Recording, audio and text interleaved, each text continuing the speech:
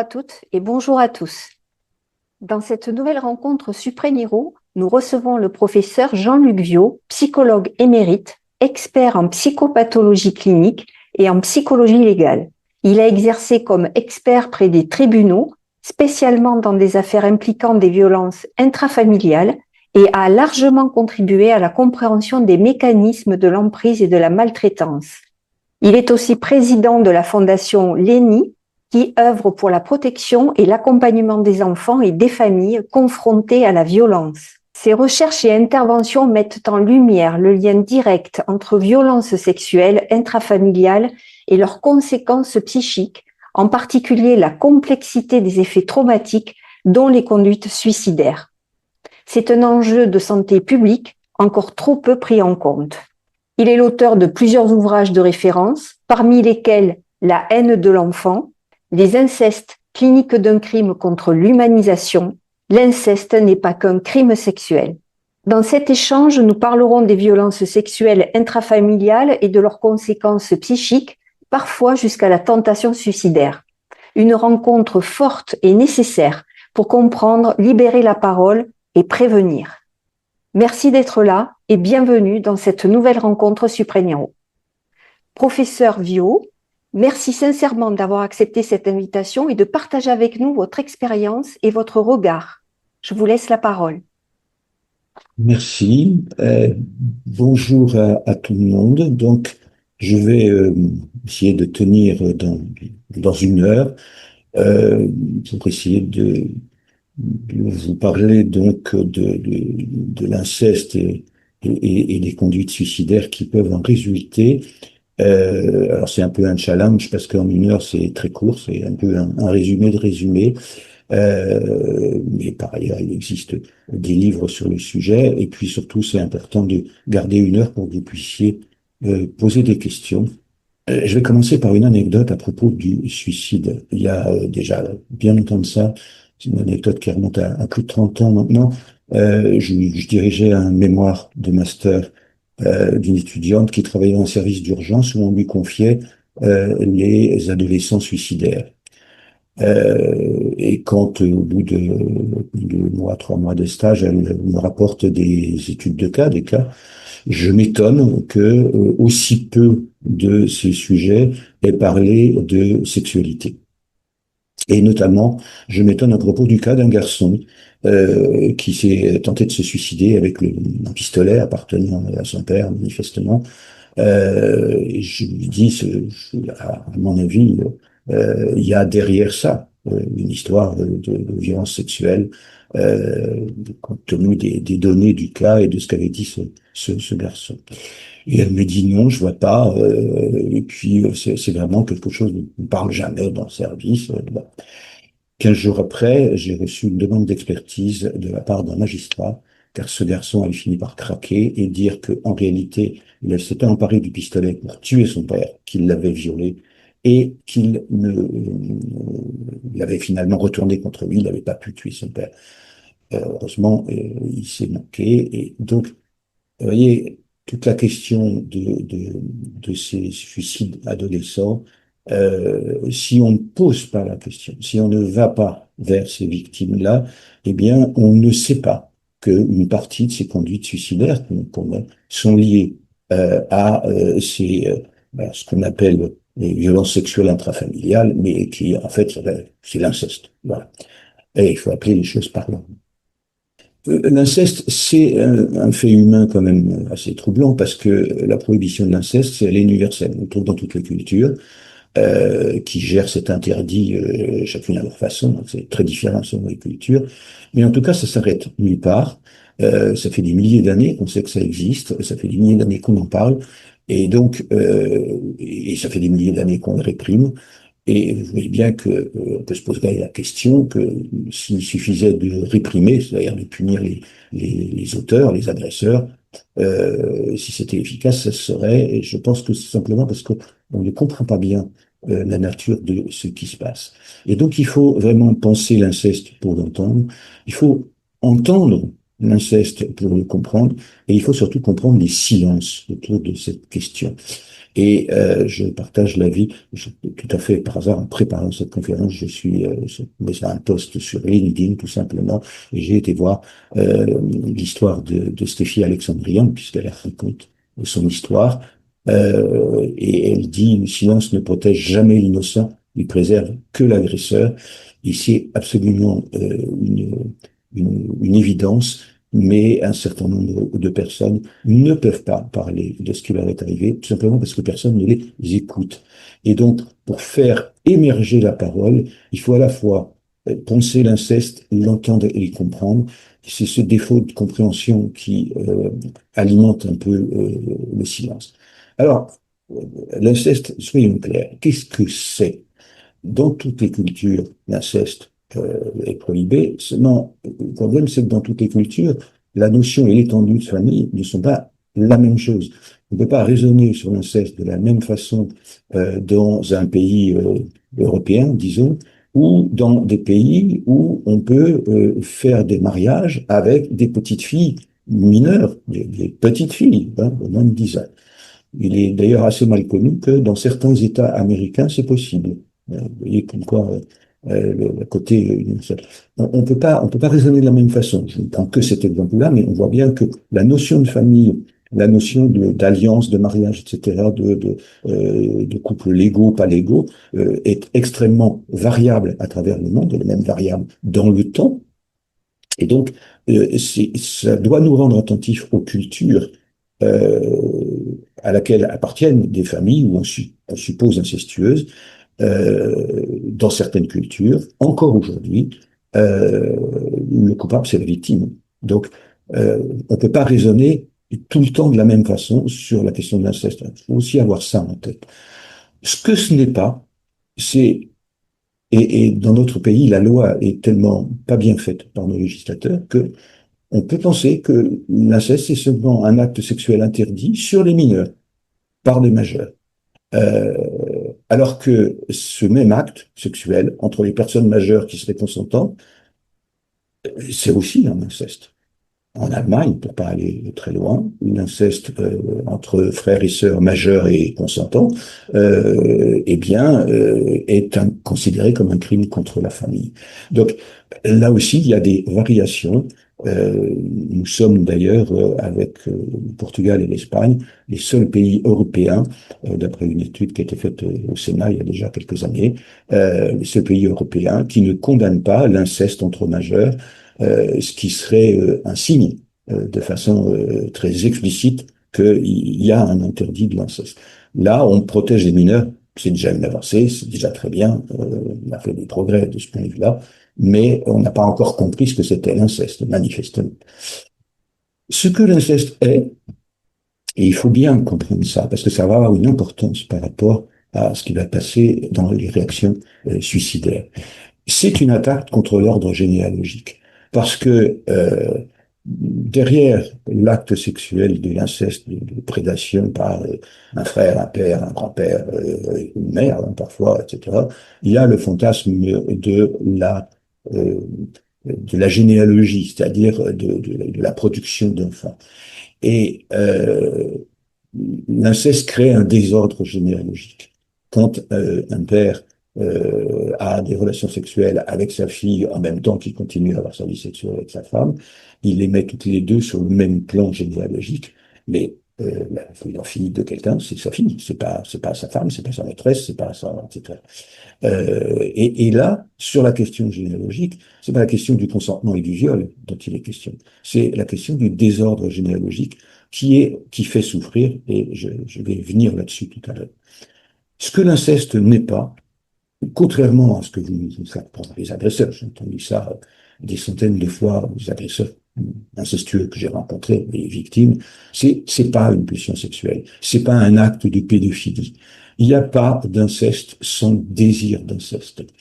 Euh, pour vous en donner une illustration très rapide, un monsieur que je vais voir, un homme d'un magistrat, que je rencontre un homme d'un magistrat, et qui a agressé trois de ses filles sur les quatre. Il a quatre filles, il a agressé la première, la deuxième dans l'ordre, pas la troisième et la petite dernière. Mais il veut pas m'en parler, etc. Et je lui dis, bon, peut-être ne pas m'en parler, très bien. Mais enfin, juste, moi, c'est une question qui m'intrigue comme ça, pour voir, vous avez agressé trois de vos filles et pas la quatrième. Il me dit, celle-là, elle n'est pas de moi. Donc, il ne la reconnaissait pas comme sa fille, donc il ne l'avait pas touchée. Et il n'y a pas d'inceste sans désir d'inceste. Seulement, pour la victime, le seul fait d'avoir été désiré par une personne dont on sait bien qu'elle est interdite, même un enfant comprend très vite que c'est interdit, même s'il n'y a pas eu brutalité, viol brutal, etc., le seul fait d'avoir été désiré est déjà un trauma sexuel. Parce que le sujet va se demander ce qu'il ou elle a fait pour être désiré ainsi, de façon anormale. Et c'est souvent quand les enfants, très souvent, c'est à la fin du primaire ou au début du collège, révèlent, parce qu'ils parlent simplement avec des petits camarades, ils comprennent que leur situation n'est pas normale, que ce que quelqu'un de la famille leur fait n'est pas normal. Et c'est simplement le fait même de comprendre qu'ils ont été désirés au-delà de l'acte sexuel qui va déclencher des phénomènes traumatiques. En tout cas, ce que l'inceste est, c'est un acte de prédation. C'est pas la recherche d'une satisfaction sexuelle, ça c'est ce que veulent nous faire croire, ceux qui nous disent oui, j'ai eu une pulsion sexuelle, j'ai pas pu me retenir, etc. C'est pas vrai. C'est une relation de domination, c'est une relation de pouvoir, et c'est d'assujettir l'autre à jamais, c'est-à-dire de rester à jamais dans l'esprit de l'autre. Et les victimes le racontent très bien. L'une de nos auteurs, l'autrice qui a le mieux raconté ça, c'est Christine Angot, qui raconte effectivement comment son père s'est emparé d'elle, et ça reste. C'est une affaire de famille, l'inceste. Alors, regardez cette enquête qui a été faite par l'association Face à l'inceste, qui commence à être une des plus anciennes, donc qui travaille sur ces questions-là, et qui montre que non seulement plus de 7 parents sur 10 ont une attitude négative à l'égard des enfants qui révèlent, moins de 2 on essaye de protéger la victime, mais surtout, regardez là où j'ai mis des flèches, dans plus de la moitié des cas, un membre de la famille était au courant des faits. Et pour plus d'une victime sur 10, ce complice, c'est leur mère, voilà, par rapport à leur père ou leur frère. Euh, je, les chiffres internationaux sont plus importants que ça.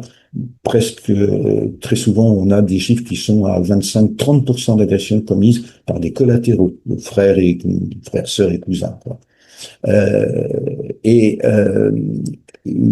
moins de 3 victimes sur 10 entretiennent des bonnes relations avec leur mère. Pourquoi? Ben parce qu'ils leur reprochent de ne pas les avoir protégés. Donc, on voit bien que si l'ensemble de la famille est impacté par l'inceste et qu'il y a un trouble dans la famille, il n'y a pas seulement un prédateur et une victime, il y a une famille à configuration incestueuse. Ces chiffres sont les mêmes à peu près que ce que la Civis, qui a été chargée de recueillir des témoignages sur l'inceste, a noté, c'est-à-dire que dans près d'un cas sur 2, les viols et agressions sexuelles sont commis en présence ou au su des autres membres de la famille. Le problème, c'est que dans ces recommandations, cette commission n'a absolument pas tenu compte de cette réalité. Donc, penser l'inceste comme le seul crime d'un agresseur sur un enfant, c'est une illusion et une erreur, et c'est le déni des traumatismes liés au silence familial, et c'est ce silence qui tue. C'est le silence qui tue, beaucoup plus que la prédation elle-même. L'inceste attaque les corps et les liens. Alors, je parlais de généalogie. La généalogie, c'est pas un sport cérébral pour les retraités qui cherchent ses ancêtres, hein. C'est la signe identitaire. C'est un principe humanisant.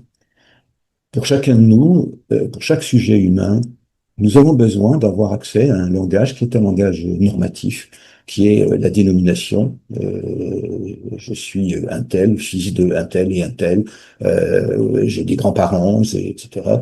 Et il s'agit d'en maîtriser les enjeux, c'est-à-dire de comprendre la configuration familiale.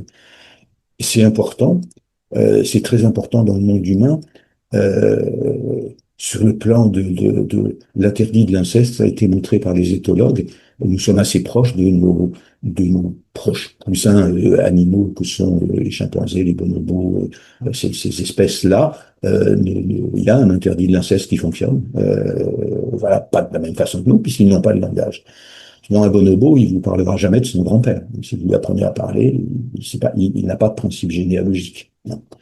Donc, pourquoi c'est important? Parce que on va traiter les viols et les agressions incestueuses, elles sont traitées du point de vue du trauma causé par l'effraction sexuelle. Et ce qui est jamais, presque jamais nommé ni traité, c'est la logique sous-jacente qui a permis ce passage à l'acte incestueux. C'est-à-dire, ça a désarticulé les liens incestueux et ça a permis l'acte d'effraction. J'ai entendu plein d'auteurs d'inceste dire, oui, mais en fait, c'était plus ma fille quand je faisais ça. C'était plus ma nièce. C'était pas, ouais, enfin, c'est ma nièce parce que, enfin, non, mais c'est pas ma nièce, quoi. Et c'est toutes les places dans la famille qui sont désarticulées. Ce qui me fait dire, c'est le titre du livre que j'ai consacré à l'inceste, aux incestes, c'est un crime contre l'humanisation. Parce que ça atteint pas que la sexualité du sujet, ça atteint la personne dans son essence même, dans sa place dans la famille. Et l'une des tragédies, et qui, là aussi, va conduire à des actes suicidaires qu'on rencontre beaucoup chez les adolescents et les adolescentes, c'est euh, que la famille se retourne contre celui ou celle qui a parlé. Celui qui parle, on va se retourner contre elle. J'ai cité dans mon livre une séance d'assises, que j'étais présent, où le président des assises a dû faire venir la police pour protéger la victime, dont toute la famille présente voulait la réduire au silence et la menaçait dans la salle d'assises. Donc il a fallu la faire sortir par une porte dérobée. Donc c'est un crime contre l'humanisation, c'est un empêchement de rentrer dans l'humanisation, et donc c'est destructeur et c'est même mortifère. Alors, pour résumer, l'inceste attaque à la fois l'identité, les liens d'attachement et la psyché familiale. Pourquoi la psyché familiale?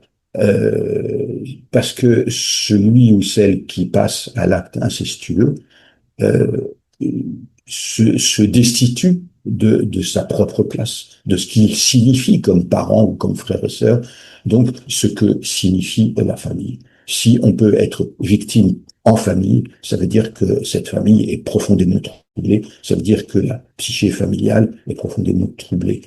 Dans l'inceste, j'avais coutume de dire ça aux magistrats quand je faisais des formations, dans l'inceste, la scène de crime, c'est la psyché familiale.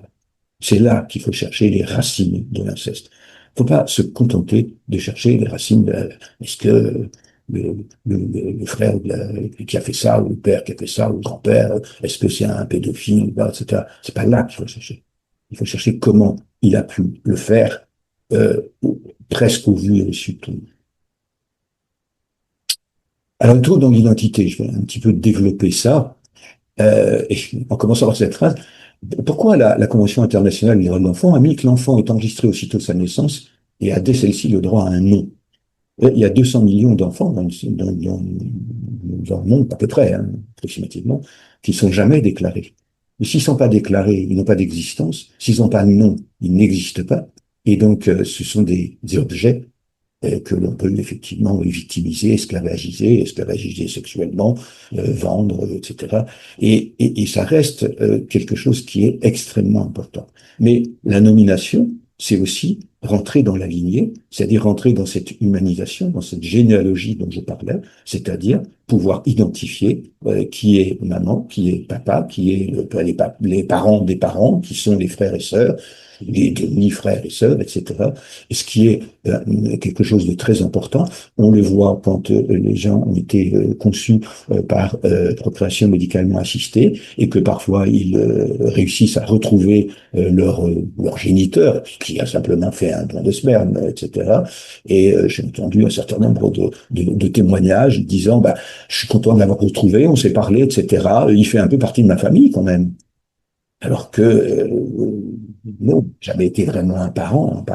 Ben si, parce que voilà, il y a une espèce de nécessité chez nous les humains, d'être humanisés par le fait d'avoir une famille. Donc l'inceste détruit quelque chose qui est essentiel, c'est une des composantes de son identité. Il le fait devenir autre. Il le déplace dans la filiation. Euh, c'est un peu une formule, mais la victime ne perd pas que sa virginité, il perd aussi son identité.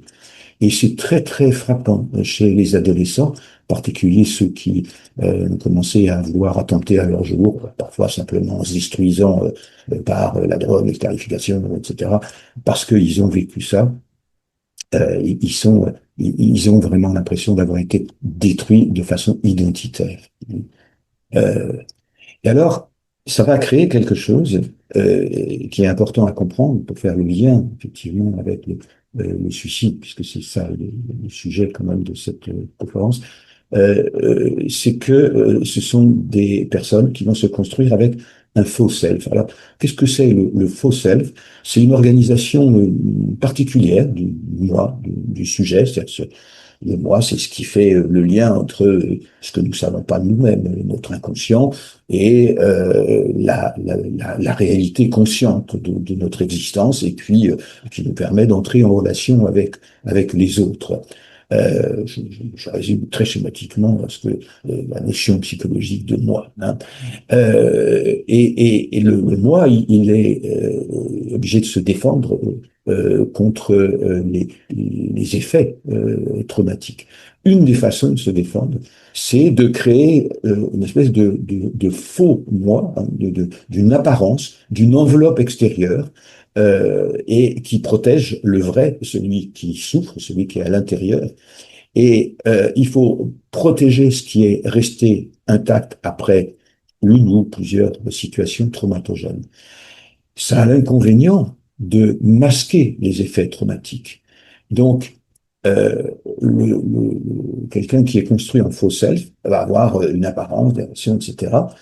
Euh, mais le danger, c'est quand les effets traumatiques sont trop pesants, sont trop ressurgistes, viennent submerger, alors on voit ces personnalités-là faire des tentatives diverses et variées de destruction. Parfois, ce n'est pas des suicides organisés, mais c'est des accidents à répétition ou des attaques contre leur propre corporalité, donc contre leur corps, des mises en danger que eux-mêmes ne comprennent pas parce qu'il y a cette apparence, ce faux self qui vient là le couvrir et qui vient créer une apparence d'adaptation. Il faut savoir ça. C'est plus spécialisé. Ça, c'est à nous, psychologues, psychiatres, pédopsychiatres, de repérer ça.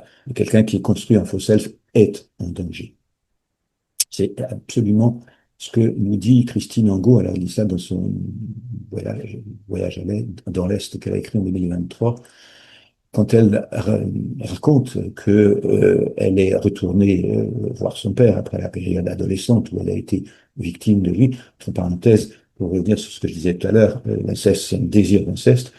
Le père de Christine, elle raconte ça, hein, Christine Angot. Son père ne l'a reconnue, m'a fait de elle sa fille, que quand elle avait 13 ans. Dans la foulée, elle vient le voir avec sa mère, dans le pays, dans la ville de l'Est où il vivait. Elle vient le voir avec sa mère. Il l'emmène à l'hôtel, il la viole. C'est-à-dire qu'il vient de la reconnaître, et c'est à ce moment-là qu'il la viole. Donc il fallait qu'elle soit sa fille pour qu'il fasse ça. Cet homme était manifestement un homme femme, il en a beaucoup dans sa vie, mais voilà. Et elle vient le voir à l'âge adulte, et ça recommence. Et elle écrit, vous vous rendez pas compte ce que ça fait d'avoir un père qui refuse que vous soyez sa fille. Pour vous, l'inceste, c'est juste un truc sexuel. Il refuse que je sois sa fille. Moi, c'est ce qui m'intéressait. C'était ce que je venais chercher. Et je vous recommande vraiment de voir, si vous ne savez pas, son film qui s'appelle Une famille, dans lequel elle interroge des gens qui l'ont connu et qui savent ce qui lui est arrivé, sa mère, sa belle-mère, son ancien mari, etc. Et on voit bien qu'ils n'ont rien compris à ce qui lui arrivait. Et c'est absolument tragique. Il y a finalement que sa fille à elle à qui elle a dédié son livre, qui comprend ce qui lui est arrivé. Mais méditez cette phrase de Christine Hennebeau. Il refuse que je sois sa fille, et moi, c'est ce qui m'intéressait, c'est ce que je venais chercher. Il y a un trouble dans l'attachement. Alors, l'attachement, c'est un organisateur essentiel de la psyché, c'est un besoin fondamental de tout être humain d'être en lien avec des figures d'attachement. Les premières figures d'attachement, c'est la mère, comme disait Françoise Léotard, la mère, c'est une façon de parler, c'est toutes les personnes adultes qui donnent des soins maternels à l'enfant, qui s'occupent de lui. Donc il y a évidemment la mère qui l'a mis au monde, mais ça, le papa, les grands frères et sœurs s'il y en a, la grand-mère, la nounou, sont des figures d'attachement. Et pour être en sécurité psychique, il faut que cet attachement soit lui-même sécure, c'est-à-dire que il faut que ça soit continu et il faut en effet que l'enfant se sente protégé par ça. C'est vraiment une dépendance absolument vitale. Les enfants qui sont dans des attachements insécures sont des enfants qui vont pas bien, ce sont des enfants qui sont vulnérables et qui sont des futures victimes assez souvent. Donc c'est vraiment ce par quoi un sujet fait lien vital, qui va générer l'essentiel des émotions, qui va permettre des interactions avec les autres et qui va permettre aussi d'accepter la séparation. Parce qu'on ne peut pas être un éternel poupon, un éternel nourrisson. Hein. Il va falloir grandir, il va falloir accepter que maman et papa, ils aillent au travail en le laissant aux mains de quelqu'un d'autre, etc. Il faut que les séparations ne soient pas... C'est-à-dire qu'il faut pouvoir continuer à être en lien avec quelqu'un qui n'est pas présent physiquement, en étant certain que si on a besoin de lui, il va revenir. Et donc c'est ça la sécurité. Or, le lien d'attachement, ça supporte donc ni la trahison, ni l'abandon, ni l'effraction. Or, c'est exactement ce que fait l'agresseur. Il détruit le lien d'attachement. Il détruit aussi avec ceux qui ne voient ni n'entendent ce qui se passe dans l'inceste. Le lien d'attachement va être ébranlé.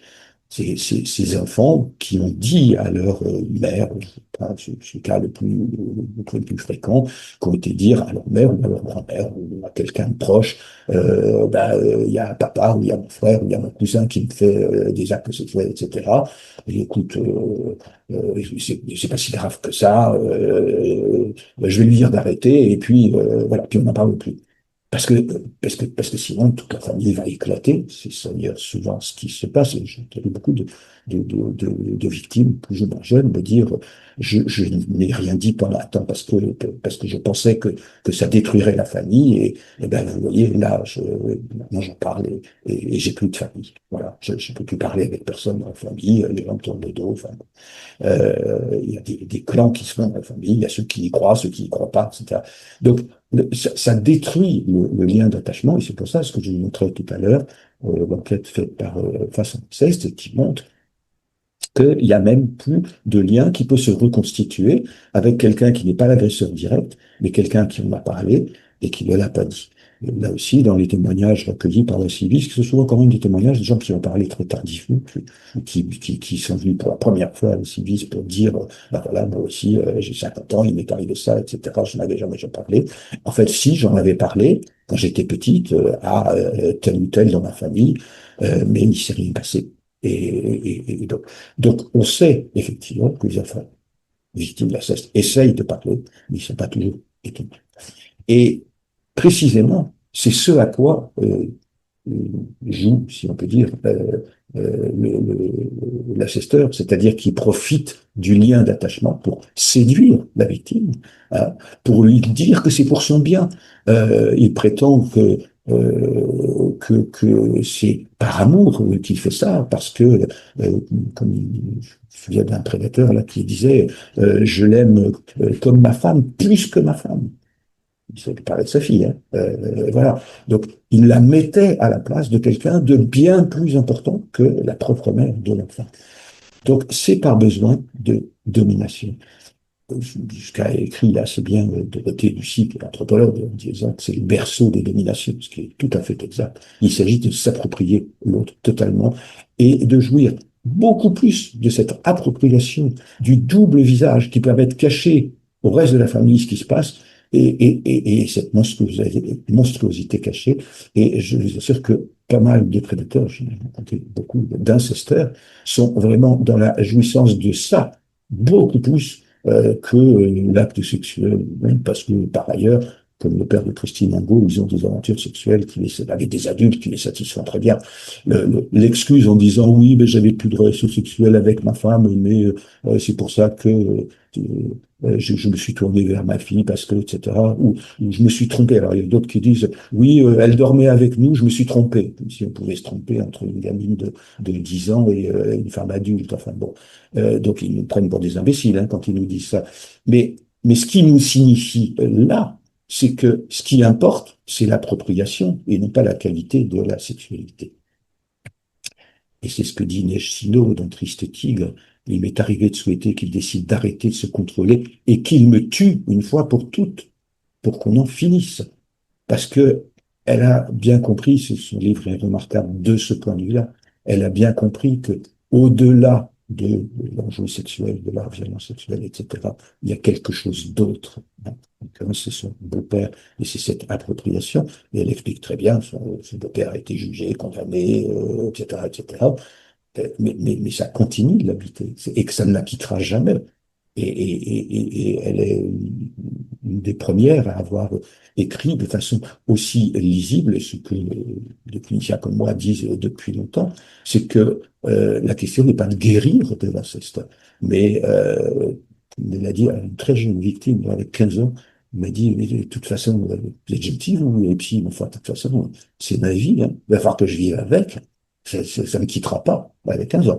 Donc, elle le voyait loin. C'était beaucoup mieux qu'elle le dise, parce que ça lui a évité de faire des tentatives de suicide.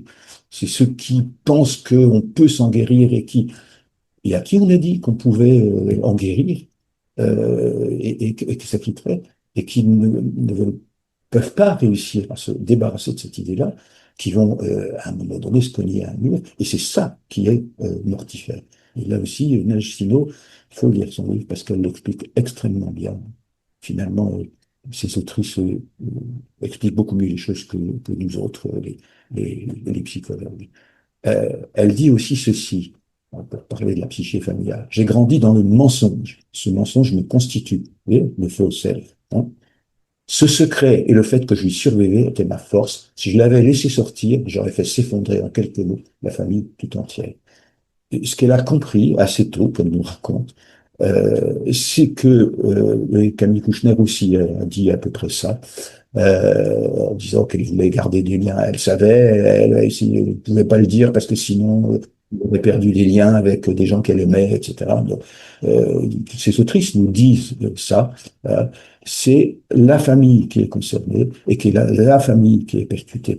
L'une des raisons du silence, c'est que la famille fait silence et que la victime elle-même, pour ne pas attaquer la famille, euh, attaquer ce que l'auteur a déjà fait, donc pour ne pas redoubler cette attaque, eh bien, va se taire. Accepter dans une famille que l'inceste ait eu lieu, c'est accepter de jeter toutes les apparences. C'est-à-dire cette famille n'est pas celle qu'on croit. C'est se demander si d'autres aussi, c'est aller chercher dans des cryptes familiales pour savoir qui est réellement qui. Je n'ai eu de cesse d'expliquer à la justice, pour laquelle j'ai beaucoup travaillé, que on ne peut pas, ça sert pas à grand chose de nous demander à nous, nous demander quel est l'état psychique là maintenant d'une victime d'inceste ou pourquoi il faut analyser un peu le psychisme de l'agresseur pour comprendre comment il en est arrivé là, etc. Mais on ne peut comprendre un inceste que si on a accès à l'ensemble des personnes de la famille concernées. Et parfois, il faut remonter aux grands-parents, effectivement. Et parfois, un inceste, on fait découvrir un autre. C'est dire, ah oui, en fait, c'était pas, il y a des familles comme ça dans lesquelles les enfants savaient que le grand-père, il avait eu un frère et une sœur. En fait, il n'a pas eu un frère et une sœur, il a eu un frère et deux sœurs. Mais il y en a une qu'on a absolument poussée en dehors de la famille parce qu'elle a été victime d'inceste et qu'il faut surtout pas qu'elle en parle. Et donc, elle n'est jamais invitée aux fêtes de famille, on ne l'a jamais vue, elle n'existe pas. Voilà. Et on découvre ça à l'occasion. Alors, c'est ce que j'appelle les cryptes familiales. Il faut bien comprendre ce que c'est qu'une crypte. Hein. Une crypte, c'est pas comme la grotte de Lascaux, un truc qui est caché, que personne ne connaît, etc., puis qu'on découvre par hasard. Les cryptes, dans une dans une merveilleuse cathédrale qu'on a un peu partout en Europe, il y a un panneau avec écrit crypte. Pourquoi? La crypte, c'est quelque chose qu'on a volontairement construit pour y cacher quelque chose. Très souvent, il tombe. Hein. Mais on a volontairement construit. C'est des humains qui ont construit des cryptes et ils l'ont fait exprès. Alors parfois, ils se sont arrangés à ce qu'elles soient invisibles. Il n'y a pas de porte visible, mais on sait qu'elles existent, ces cryptes. Donc, c'est une construction. Les cryptes familiales, ce sont des constructions. Et donc, il faut aller ouvrir les portes et aller voir ce qui se passe. Le silence des familles a souvent dit que c'était une omerta, etc. Non, non, c'est un encryptage. C'est-à-dire qu'on s'est débrouillé pour ne pas savoir. Je me souviens comme ça d'une jeune fille qui était incestée par son père, qui était d'ailleurs pas son père biologique, c'était un monsieur qui avait reconnu l'enfant au moment où il épouse sa femme qui était enceinte. Mais ça changeait rien, c'était quand même un inceste. À 13 ans, elle a plus ses règles, elle est au collège, elle a plus ses règles, elle va voir sa mère, en me disant, moi j'ai plus mes règles, etc. Et elle lui dit, va donc, c'est pas à moi que tu dis ça, va en parler à ton père. Donc cette mère savait. Voilà. Et l'anecdote est sûre puisque les trois protagonistes me l'ont raconté. L'anecdote est exacte. Il s'est bien passé ça. Donc cette mère savait. Voilà. Elle n'a rien dit. Elle n'a rien dit. C'est la jeune fille elle-même qui plus tard a révélé les choses.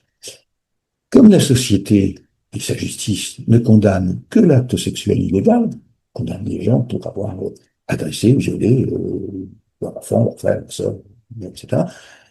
On sépare l'incesté de l'incesteur. Mais qui est-ce qui se charge de reconstruire une famille? Et quand on lit, en effet, les témoignages d'autrices comme Mechilo, Camille Kouchner, Christine Hugo, personne ne se charge de reconstruire la famille. Or, c'est exactement ça qu'il faut faire. C'est-à-dire qu'il faut lever les cryptes, il faut aller voir ce qu'il y a dedans, et il faut que reconstruire des familles qui ne fonctionnent plus dans l'inceste, sinon ça se reproduit. Et là aussi, c'est quelque chose que j'ai souvent dit quand on me posait des questions sur les victimes d'inceste, son avenir en tant que future maman éventuelle, etc. Et en effet, il faut s'inquiéter de la génération suivante. Il faut s'inquiéter de la génération suivante qui va souffrir d'avoir eu un parent, un papa, une maman, un oncle, adulte, qui a été victime d'inceste. Parce que le risque, c'est la reproduction, et cette reproduction, elle aussi, est mortifère. Et vous voyez que c'est mes trois points là sur les troubles. Chacun de ces troubles est une raison mauvaise, triste, tragique de mettre fin à ces G. Parce qu'on se heurte à quelque chose qui est un mur. Et si personne ne vous aide à escalader ce mur ou à aller ouvrir la porte de la crypte pour aller comprendre comment on a pu en arriver là, euh, la tragédie, elle est dans cette phrase que je cite souvent, parce que ça m'avait un peu percuté, d'une petite fille qui avait 9 ans à l'époque. Son père avait fait des attouchements sexuels sur elle. Alors on l'avait placée en foyer, ce qui n'était pas particulièrement intelligent. Séparée donc de sa mère et de ses petits frères.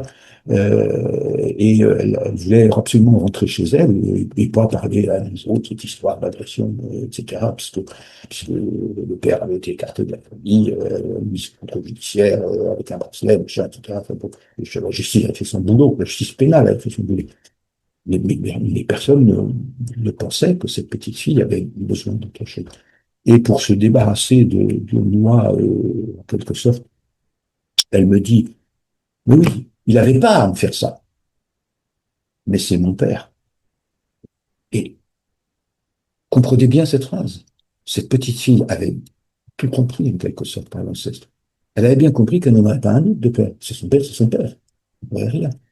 Donc, quand elle disait, mais moi je veux rentrer en famille, je n'ai pas besoin d'être dans une maison d'enfants, etc. J'ai des petits frères, il faut que je m'en occupe.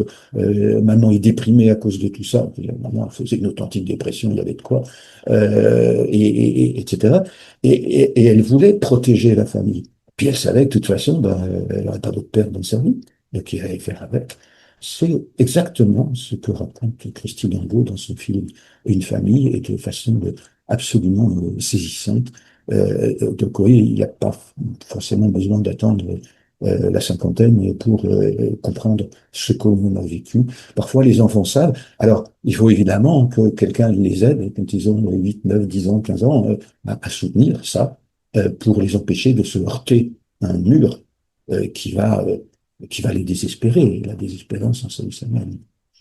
Alors, juste, parce que certains d'entre vous, j'imagine, le savent, mais d'autres le savent un peu moins, qu'est-ce que c'est qu'un traumatisme? Alors, j'ai l'habitude de citer cette phrase de mon collègue qui s'appelle René Clément.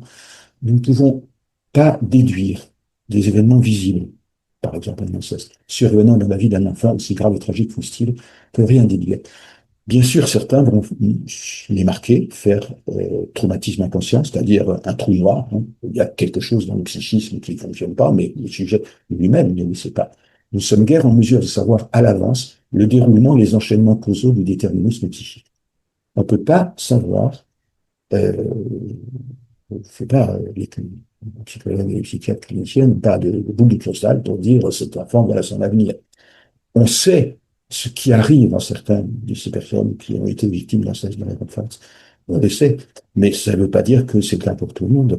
Et dans des familles, j'en ai vu, malheureusement, où tous les enfants ont été victimes, euh, certains vont plus ou moins bien, d'autres vont vraiment très mal, d'autres ont réussi à s'affronter avec la question et à vraiment vivre correctement, survivre correctement, se construire. Et donc René Clément terminait en disant, j'aurais tendance à considérer le trauma comme effet de ce qui de la réalité fait réel impensable. Une des difficultés avec l'inceste, et tout ce que je dis jusque-là, vous voyez bien l'image, c'est qu'on n'arrive pas à le penser. On n'arrive pas à en faire une pensée psychique qui tienne et qui permette d'aller au-delà. Claude Barrois, qui est un psychiatre, grand spécialiste du traumatisme, disait le traumatisme psychique, c'est le sentiment d'être totalement réussi, annulé, d'avoir à faire le deuil de soi-même en quelques secondes, de devenir une chose parmi les choses. L'attaque incestueuse, en effet, elle détruit la généalogie, elle détruit la place du sujet, elle détruit son identité, en même temps elle l'effracte sexuellement, en même temps que elle crée du secret, parce que disent les agresseurs, surtout, t'en parles pas, c'est un secret entre nous, hein, voilà, etc. Donc, euh, donc, donc c'est chosifier les gens, ça, c'est dire que je ne suis plus que ta marionnette. Je dois faire ce que tu me dis. Hein. Donc, l'inceste, elle n'atteint pas que ce qui est décrit dans les syndromes traumatiques.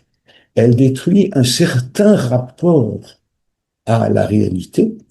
Il y a une partie de la réalité sexuelle, la réalité familiale, qui devient du réel impensable. Ça devient impensable, cette construction qui est la famille et dont nous avons tellement besoin.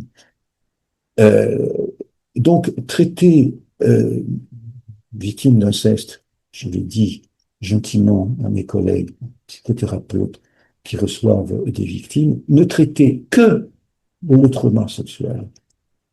Euh, c'est traiter qu'une toute petite partie des choses quand il s'agit d'inceste. Parce qu'il y a un après-coup. Il y a un après-coup, et pour fabriquer du trauma, il suffit pas d'un acte, il y a la répétition. Là aussi, les victimes de tous âges m'ont raconté comment l'attente que ça recommence est quelque chose qui crée une tension particulière. C'est-à-dire, je pense notamment à ces cas d'adolescentes qui ont été agressées par un grand-parent. Et les parents comprennent pas la réticence de l'ado. Tu vas en vacances, tu t'es dans j'ai plus envie d'y aller, etc. Mais si, t'as bien, etc. Oui, parce que le grand-père l'agresse. Et donc, ils y vont, ils sont bien obligés, ils sont petits, ils obéissent à leurs parents, ils sont bien obligés d'y aller. Et puis, dès qu'ils y sont, eh ben, ils attendent que ça se produise. Ils attendent le moment où le grand-père va les attraper dans un coin, comme ce grand-père qui avait installé un ordinateur pour jouer au deuxième étage de sa maison. Et la jeune fille entendait les pas du grand-père qui montait, etc. Elle s'effondrait psychiquement à ce moment-là. Et alors, elle me disait, eh ben, je faisais comme si j'étais pas là. Voilà, il tripotait. Moi, je jouais à l'ordinateur et je faisais comme s'il n'était pas là.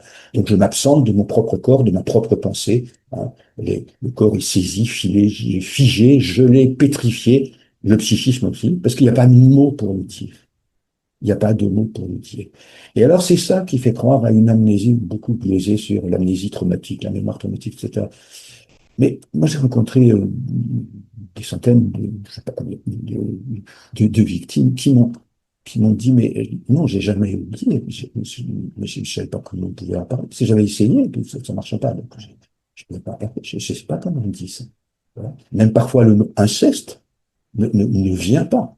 Vous pouvez passer des heures d'entretien sans que le mot inceste sorte. C'est-à-dire que on met pas de mots. Alors, ça vient du fait que l'agresseur, lui, il s'est arrangé à ça. Hein, comme celui qui dit, hein, c'est à la fois une menace et une embrouille. Il est vrai que j'ai dit que je la tuerais, donc il a dit à sa fille, ouais, si tu parles, hein, je te tue. Hein, mais je l'aurais jamais fait. Sous-entendu, bien sûr, je ne l'aurais pas tué. Donc, quand vous dites que je l'ai agressé sexuellement, bah, c'est elle qui le dit, mais enfin, bon, c'est pas vrai, puisque vous voyez bien, moi, j'ai dit des trucs que j'ai pas fait, donc elle dit des trucs que j'ai pas fait non plus. Vous avez 6 ans, 7 ans, en l'occurrence, là, la victime de cet homme-là avait 6 ans quand ça s'est passé. Pensez bien qu'elle est totalement embrouillée, d'autant plus que ça se passe devant elle quand ce monsieur dit ça à un enquêteur. Donc, elle est totalement embrouillée. Comment voulez-vous avoir une parole après ça? Non. Ou alors, ça fabrique de la culpabilité par déplacement. Si tu parles, tu iras en prison. Il y a des jeunes victimes, des adolescents qui me disent ça. Puis il m'a dit que j'irais en prison aussi, etc. Alors, vous voyez, pourquoi je disais que c'est pas malin de les mettre dans une maison d'enfants, dans un foyer pour adolescents. Ils ont l'impression qu'on les met en prison. Tu seras puni, ta mère sera punie, etc. Donc, la culpabilité se déplace. On connaît bien ça en protection de l'enfance. Les enfants se sentent coupables d'être placés parce que c'est leur faute, comme si c'était eux qui s'étaient maltraités eux-mêmes. Hein. Et donc, euh, cette culpabilité va être aussi un obstacle. Mais la culpabilité, ça peut être mortifère aussi. Ça aussi, hein, c'est une des voies vers l'auto-agression. Faire croire à une pseudo-normalité. C'est-à-dire que ce que je fais là, c'est normal, tous les papas font ça, c'est pour t'apprendre, quand tu seras plus grande, comme ça tu sauras comment on fait, c'est un secret, etc. Et là aussi, c'est des paroles des victimes hein, que je cite là. Euh, et, bah, on savait bien, c'était mon frère et une sœur, on savait bien que c'était pas, que c'était tabou, qu'il fallait pas en parler, parce que sinon, si c'était pas un secret, on en parlerait de cette histoire. Voilà. Donc, ils avaient bien compris ce qu'on leur avait dit à la personne, qu'il fallait pas en parler parce que c'est un secret. Sauf que quand on peut pas mettre 2 mots sur le traumatisme, ça, effectivement, ça recommence, etc. On ne peut pas arrêter les choses. Donc, le silence de la victime, c'est un effet de l'impossible à penser qu'on a fabriqué. Parce qu'on pense avec des mots, et le brouillage du vrai et du faux va piéger les mots, va empêcher de séparer le ressenti de la pensée qui s'échappe par toutes les blessures de l'enveloppe psychique. Pourquoi est-ce que c'est pas pensable? Alors c'est pas pensable parce que il faut y croire soi-même pour être cru. Et un certain nombre de ces victimes, quand elles se rendent compte qu'on ne les croit pas, elles ont été parlé à quelqu'un de confiance, etc. C'est pas possible ce que tu me dis là. C'est pas possible. Si un adulte me dit que c'est pas possible, je suis un enfant, je crois ce que dit. Oui, parce que les adultes ne croient pas les enfants, mais les enfants, quand un adulte leur dit quelque chose, parce qu'ils sont des enfants, ils ont tendance à le croire. Voilà. Pour ça que l'histoire de la croyance, c'est pas une bonne. Je comprends que la civise et lancer le slogan "On vous croit" pour les victimes, "Je te crois", etc. Sauf que c'est pas vrai parce que si on affirme "Je te crois", eh ben on affirme aussi qu'il y a d'autres qui les croient pas. Et ça compte les autres. Et ça compte dans les destructions familiales. Donc déjà on a du mal à y croire soi-même. Comment est-ce qu'il a pu m'arriver ça?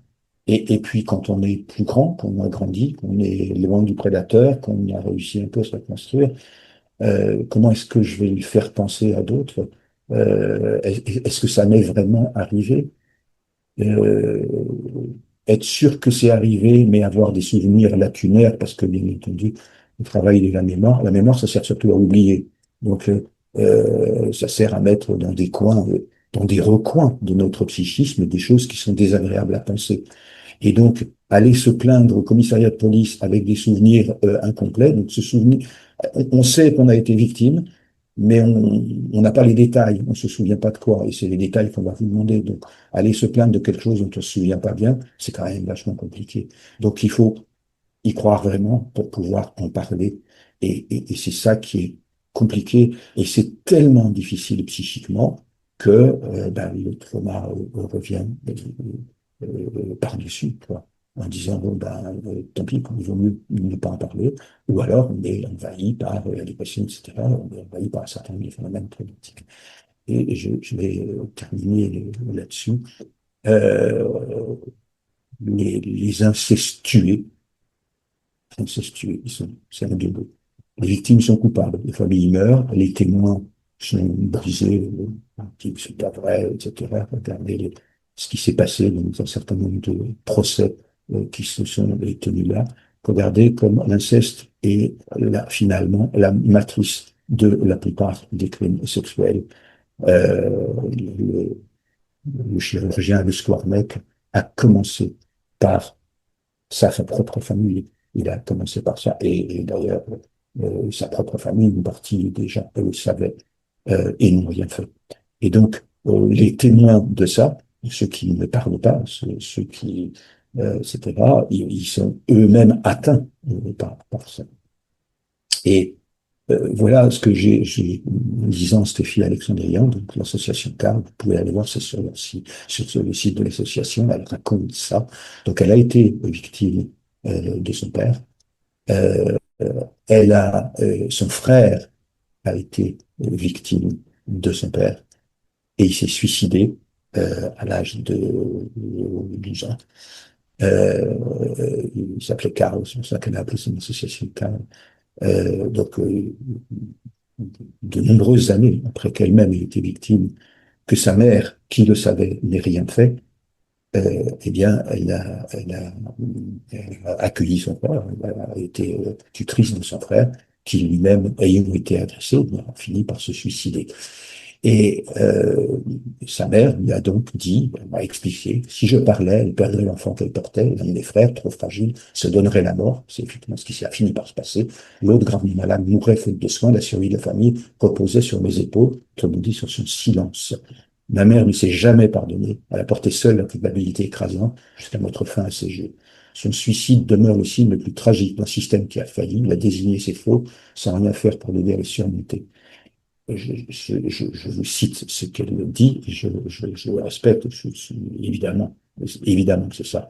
Mais c'est exactement ce que je vous disais tout à l'heure, c'est-à-dire, personne ne pense qu'il faut reconstruire les familles. Savait, voilà, savait que bon, sa mère, dans un premier temps, il aurait fallu pour elle travailler pour sauver ces deux personnes, ce frère et cette mère, pour qu'ils ne se suicident pas. Il fallait travailler sur l'ensemble du groupe familial. Il fallait aider l'ensemble du groupe familial, les victimes et pas assez. Voilà. Euh, c'est ça qui est important. Ce que l'on n'a pas compris et qui pourtant a été dit alors de façon euh, compliquée mais magistrale par un auteur qui s'appelle Pierre Legendre dans un livre qui s'appelle le nom m'échappe simplement, peu importe, qui est consacré à l'inceste. L'inestimable objet de la transmission. Excusez-moi, ça me revient. L'inestimable objet de la transmission est un livre paru en 1985. Pierre Legendre était à la fois un grand juriste, spécialiste du droit, et notamment de l'anthropologie du droit, et psychanalyste. Et il a fait un livre qui est consacré en fait aux filiations, à l'inceste, qui s'appelle donc L'inestimable objet de la transmission, dans lequel il a dit, il écrit, ça revient plusieurs fois dans le livre, l'inceste consiste à dénier la limite, cette mort est l'autre face de l'inceste, autrement dit, l'inceste est meurtrier. On n'a pas entendu ça. On n'a pas entendu tous les auteurs qui, après Pierre Legendre, j'ai pas le temps de développer, ont dit ça on s'est contenté d'essayer de mieux punir, mieux dire oui, n'hésitez pas à révéler, allez vous plaindre, on punira les agresseurs, etc. Mais la justice est totalement, il y a, on ne sait pas, vous pouvez estimer qu'il y a plusieurs millions de personnes dans un pays comme le nôtre concernées par l'inceste. Euh, imaginez qu'on attrape le million, les 2 millions d'auteurs d'inceste. Comment la justice va gérer ça? Et c'est impossible. Donc il faut d'abord s'occuper des victimes, il faut d'abord s'occuper de ce que ça ne se reproduise pas. Pour que ça ne se reproduise pas, il faut construire des familles qui ne soient pas incestueuses.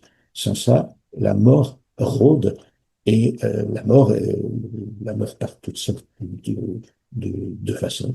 Parce qu'il y a effectivement des incesteurs, comme dans la famille Manéchez. Je le dis à un nom qui est public, puisque Betty Manéchez a écrit l'histoire de sa famille pour rendre hommage à sa sœur, qui était victime, qui avait fait victime de son père, avec un procès qui a été totalement raté, etc.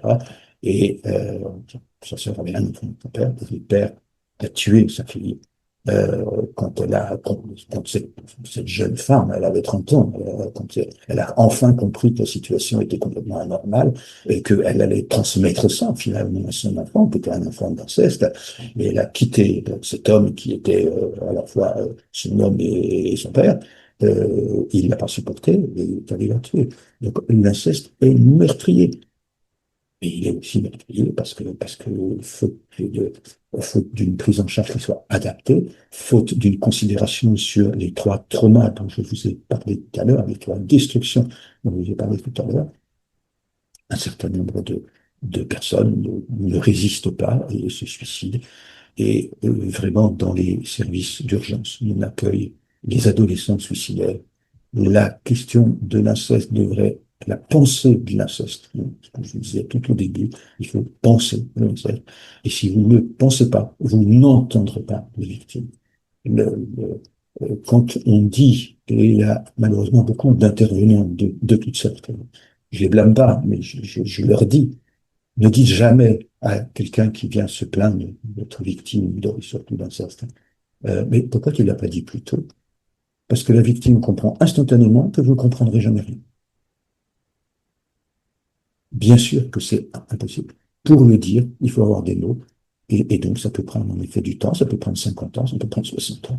Ça peut prendre du temps parce que personne ne vient soutenir cette pensée. Et donc, dire à une victime, mais pourquoi vous ne l'avez pas dit plus tôt, c'est vraiment signifier que vous ne comprenez rien à la victimisation. Donc, elle ne va pas vous faire confiance. Et donc, vous n'avez pas être une figure d'attachement. Et donc, vous n'allez pas l'aider. Je le dis avant qu'on commence les questions, pour celles d'entre vous qui auraient envie d'en savoir plus, etc. Je fais avec RS Formation un séminaire en visio en janvier où vous pouvez, en allant sur le site d'RS, vous inscrire. Merci beaucoup, professeur Viau, pour la richesse et la profondeur de votre intervention. Donc, nous allons maintenant ouvrir un temps d'échange avec le public. Je vous rappelle que Sonia et Edwige assurent la modération du chat. Elles ont relevé des questions écrites et vont les transmettre au professeur. Vous pouvez aussi lever la main si vous souhaitez poser votre question directement. Merci simplement de rester concis. Ici, il n'est pas d'usage de raconter une histoire, mais de poser une question, une seule idée par question et 2 minutes maximum chacun, s'il vous plaît, pour que chacun puisse avoir le temps de s'exprimer.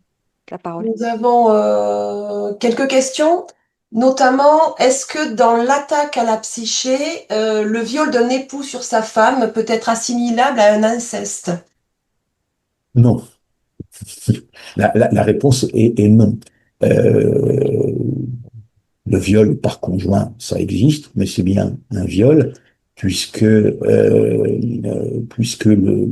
fait même de vivre avec quelqu'un, qu'on soit marié, paxé ou toute autre forme, puisque selon les lieux et les temps, il y a d'autres formes comme le mariage classique, et que les gens sont adultes.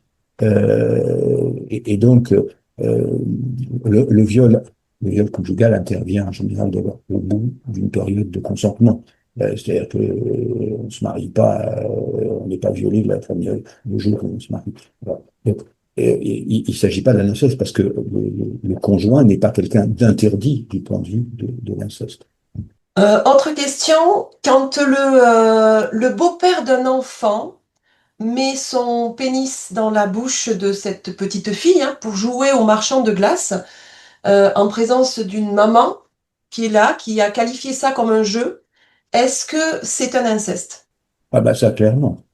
Pourquoi? Parce que le beau-père, il est en place de parent, il est le conjoint de la mère. Alors, l'inceste, j'ai pas pu venir sur ces considérations-là parce que c'est un peu loin, d'habitude je le fais, mais anthropologiquement, les travaux de Françoise Héritier ont montré que euh, le- le- l'essentiel de l'interdit de grossesse redouble sur la règle de Luna Caro, c'est-à-dire quelqu'un qui a des relations sexuelles avec une autre personne devient cette personne. C'est-à-dire, alors ça remonte à la nuit des temps, hein, cette histoire-là. On trouvait ça dans des textes extrêmement anciens. C'est-à-dire que un mari et une femme, donc le second mari, ou le troisième ou le quatrième hein, de femme, ils sont liés par la sexualité, ils sont le même. Donc, le beau-père est un parent. Donc, il est interdit. Il est interdit du point de vue de l'inceste. Il n'a pas, de toute façon, même s'il était un prédateur tout à fait étranger à la famille, agresser un enfant, c'est agresser un enfant. Enfin, je veux dire, une fellation, c'est une fellation. Donc, euh, le beau-père est bien un incestueux. Et il y a à peu près autant de beaux-pères que de pères biologiques qui commettent des incestes. Pendant un temps, hein, comme le terme n'existait pas, il n'y avait pas de texte sur l'inceste dans le code pénal, il y avait que les psys comme moi qui, dans les cours de justice, parlaient d'inceste. Ils disaient c'est le beau-père, alors c'est pas il y a un certain nombre de magistrats qui savaient, qui comprenaient, qui traitaient les choses comme ça. Mais le mot inceste n'existant pas dans le code pénal, on ne punissait pas les gens pour inceste. Alors, aujourd'hui, on est puni d'ailleurs toujours pas pour inceste, on est puni pour des viols ou des agressions incestueuses, ce qui n'est pas tout à fait le même sens. D'autres questions. Est-ce qu'il arrive que l'incesté s'en sorte? Ah bah heureusement oui, hein, parce que sans ça, la France serait demain jonchée de cadavres, de suicidés. Euh, oui, bien sûr. Euh, alors, il y a différentes façons de s'en sortir. Pour prendre des exemples qui sont de public, connus, Christine Angot, elle s'en est sortie. Elle s'en est sortie en devenant l'écrivaine qu'elle est. Elle n'a pas écrit que sur l'inceste. Le premier livre qu'elle a écrit, qui s'appelle L'inceste, tout simplement, hein, dans les années 80, elle s'est pris des volets de bois vert enfin, vraiment, il faut voir dans son film, elle passe une émission de télé où elle a été avec Thierry Radisson, où elle se fait foutre de sa gueule parce qu'elle parle d'inceste. Enfin, c'est incroyable la réaction de la société par rapport à ça. Mais elle s'en est sortie parce qu'elle a réussi à écrire. Alors d'autres s'en sortent autrement.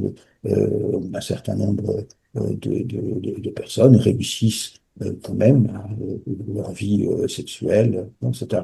Puis il y a des moments difficiles pour une femme qui a été enfant ou jeune fille atteinte par l'inceste, le moment de la naissance d'un enfant, peut-être un moment de résurgence d'éléments traumatiques difficiles, mais ça peut être aussi la perte la perte d'un parent qui a été un parent d'appui, parfois un grand-parent ou un collatéral qui a été qui a accueilli la parole, qui a essayé d'aider cette personne.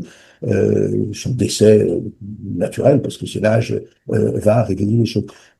C'est pour ça qu'il y a beaucoup de personnes qui ont atteint la quarantaine ou la cinquantaine avant d'en parler, soit parce qu'ils attendent la mort de l'incesteur qui va réveiller le fait qu'il faut en parler, mais jusqu'ici, ils ont vécu, et survécu.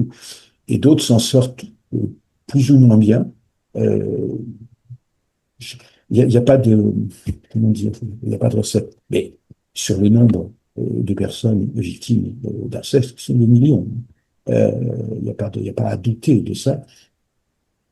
heureusement, ça sort. Et puis, il y a quand même un certain nombre de thérapeutes de notre pays qui savent traiter ces questions-là, quand même. C'est une question. Vous savez, on a énormément écrit sur l'inceste, sur le traumatisme de l'inceste, sur même un livre auquel j'ai participé, qui s'appelle Le traumatisme de l'inceste, qui a été publié en 95. C'était une conférence que nous avons faite au ministère de la Santé. Donc, ça n'a eu aucun effet dans la société, ni auprès de nos gouvernants d'ailleurs, de l'époque, mais tout est dit dans ces bouquins qui sont sortis dans les années 95. C'est aussi l'année où un auteur psychanalyste important qui s'appelle Paul-Claude Racamier a sorti un livre qui s'appelle L'inceste et l'incestuel, qui est connu dans le petit monde de la protection de l'enfance, des éducateurs et des psys, etc. Et c'est la même année où Françoise Héritier sort un livre qui s'appelle Les deux filles et leur mère, qui est un livre sur l'inceste, la même année, 95. Voilà. Puis il y a eu un quatrième livre qui s'appelle Inceste au pluriel, qui est sorti encore cette même année 95. Ça n'a eu aucun effet social. Mais c'est pour vous dire que du côté des thérapeutes, du côté des gens de la protection de l'enfance, parce que les enfants incestés, ils arrivent en protection de l'enfance parfois, on connaît ces questions depuis très longtemps, on en parle depuis très longtemps. Ça n'a eu aucun effet dans la société, ça n'a pas fait bouger nos gouvernants pour faire des lois qui seraient un peu mieux que celles qu'on avait. Et c'est comme ça. Heureusement, tous ceux qui ont été victimes depuis sont quand même réussi à s'en tirer, plus ou moins bien, mais à s'en tirer. Oui, oui. Enfin, vous savez, si je pensais qu'on ne peut pas s'en tirer, ça fait longtemps que j'aurais changé de métier. Hein. Voilà, si je pensais qu'on ne peut pas changer dans nos vies, qu'on ne peut pas surmonter ces traumas, je servirais à quoi en tant que psychologue? On a une autre interrogation, c'est Cyrine qui nous dit la place des mères commence à être remise en question, pardon, dans le fonctionnement incestueux, mais ne sont pas mises en cause en justice ou peu. Comment comprendre cela quand on doit penser l'ensemble familial? Eh bien, j'ai un peu répondu à la question à l'instant, en vous disant que ce que nous, les psys, nous disons, n'est pas entendu. Nous-mêmes, on a eu du mal. Je vais citer cette fameuse conférence de 95, enfin la conférence est tenue fin 94, le livre a été publié l'année suivante. Nous étions en table ronde. Il y avait quelques sommités de la pédopsychiatrie. Alors les noms ne disent plus rien à personne maintenant, aujourd'hui, mais il y avait Serge Ledovici notamment, qui était quand même un grand personnage. Il y avait Mazet, il y avait un certain nombre voilà, de pédopsychiatres. Il y avait aussi une procureure de la République qui était là. Et quelqu'un dans la salle nous pose cette question, il y a, et les mères, etc. Et on s'est tous regardés en disant, oui, on a quelques cas, et c'est extrêmement compliqué de savoir ça. Et je vais vous citer une autre anecdote qui est bien plus embêtante parce qu'elle est récente. J'ai fait un jour un débat invité par une fac de droit enfin c'était pas vraiment un débat, on était invités tous les deux, disons, avec Édouard Durand qui présidait la Civise à l'époque, le juge Édouard Durand, qui est bien connu. Édouard Durand développe des choses sur les pères, etc. Les mères qui n'arrivent pas à protéger leurs enfants, ce qui est vrai, hein, c'est un problème quand même. Il y a des mères qui disent, mais mon enfant m'a dit ça, etc. Peut-être plus envoyer le petit chez son père, je suis séparé, etc. Et la justice entend ou n'entend pas. Je sais pas, c'est un répondeur. Et je dis à Édouard Durand, je dis, mais il faudrait aussi parler des mères prédatrices quand même, parce que ça existe. Il me dit, oui, mais ça, on verra plus tard. Regardez le rapport de la Civise, il n'y a rien sur le sujet. Il n'y a rien sur le sujet. On n'arrive pas à l'entendre. Alors, j'en ai rencontré, j'ai des cas, et au fond, le cas que vous citiez tout à l'heure, que quelqu'un a cité en disant cette mère qui regarde son mari faire une fellation à la petite, euh, elle est complice puisqu'elle est voyeur. Elle n'est pas seulement regarder un viol d'enfant, la vidéo pédopornographie, et ça existe. C'est des gens qui regardent des viols d'enfants. Donc cette mère elle n'est pas derrière un écran, elle est en live, elle regarde. Et donc on devrait l'inculper. Un certain nombre de fois, ça m'est arrivé de dire à un avocat général en sortant de la salle d'assises, il me dit, mais pourquoi vous n'avez pas inculpé la mère? Elle savait, elle n'a rien fait, elle n'a pas protégé elle est au moins coupable de ne pas avoir protégé ses enfants. Voilà. Mais en fait, elle a. Alors, oui, des mères prédatrices, il y en a. Je vais parler de la famille Maméchez. La mère a participé au viol de ses filles. Elle les a violées elle-même. Donc, ça existe. mais on l'oublie. On fait semblant de ne pas entendre. J'ai un certain nombre de cas, je pense que beaucoup de thérapeutes et même d'enquêteurs ont eu des cas mais la société, pour le moment, s'est pas emparée de ça. On est beaucoup plus préoccupé mais je reconnais que c'est une préoccupation, mais c'est une préoccupation à quelques centaines de cas de mères séparées de papa qui ont agressé sexuellement leurs enfants. L'enfant, c'est une fois éloigné du père, peut le dire, etc. Et on les écoute pas et on renvoie les enfants en droit de l'agresseur parce que quand même c'est le père, il a bien pas de devoir, etc. Donc la justice n'est pas toujours très claire avec ça. Mais c'est, à mon avis, quelques centaines de cas, alors que les cas de femmes, mères, sœurs, les sœurs, on oublie ça. On est un peu plus au fait avec les adolescents agresseurs de leurs frères et sœurs. Hein. Les adolescents. On oublie les adolescentes. Alors, j'ai quelques cas d'adolescentes, de victimes qui m'ont raconté que leur sœur, etc. Quelques cas d'autrices qui ont agressé la petite sœur, dans les milliers de cas que j'ai vus dans ma carrière, mais c'est un impensé. Voilà, c'est un impensé. Et c'est un impensé qu'il faudrait lever, et qu'on ne peut lever, je redis ce que je vous ai dit quand je parlais tout à l'heure, c'est-à-dire, il faut traiter l'ensemble de la famille. Parce que c'est ça qu'on va découvrir. On va découvrir que, oui, les femmes aussi. Et d'ailleurs, on ne voit pas par les femmes aussi. Enfin, je veux dire, ne serait-ce que dans une pensée philosophique sur ce que c'est que l'humain, pourquoi est-ce que les femmes, en effet, ne passeraient pas à l'acte sexuel. Mais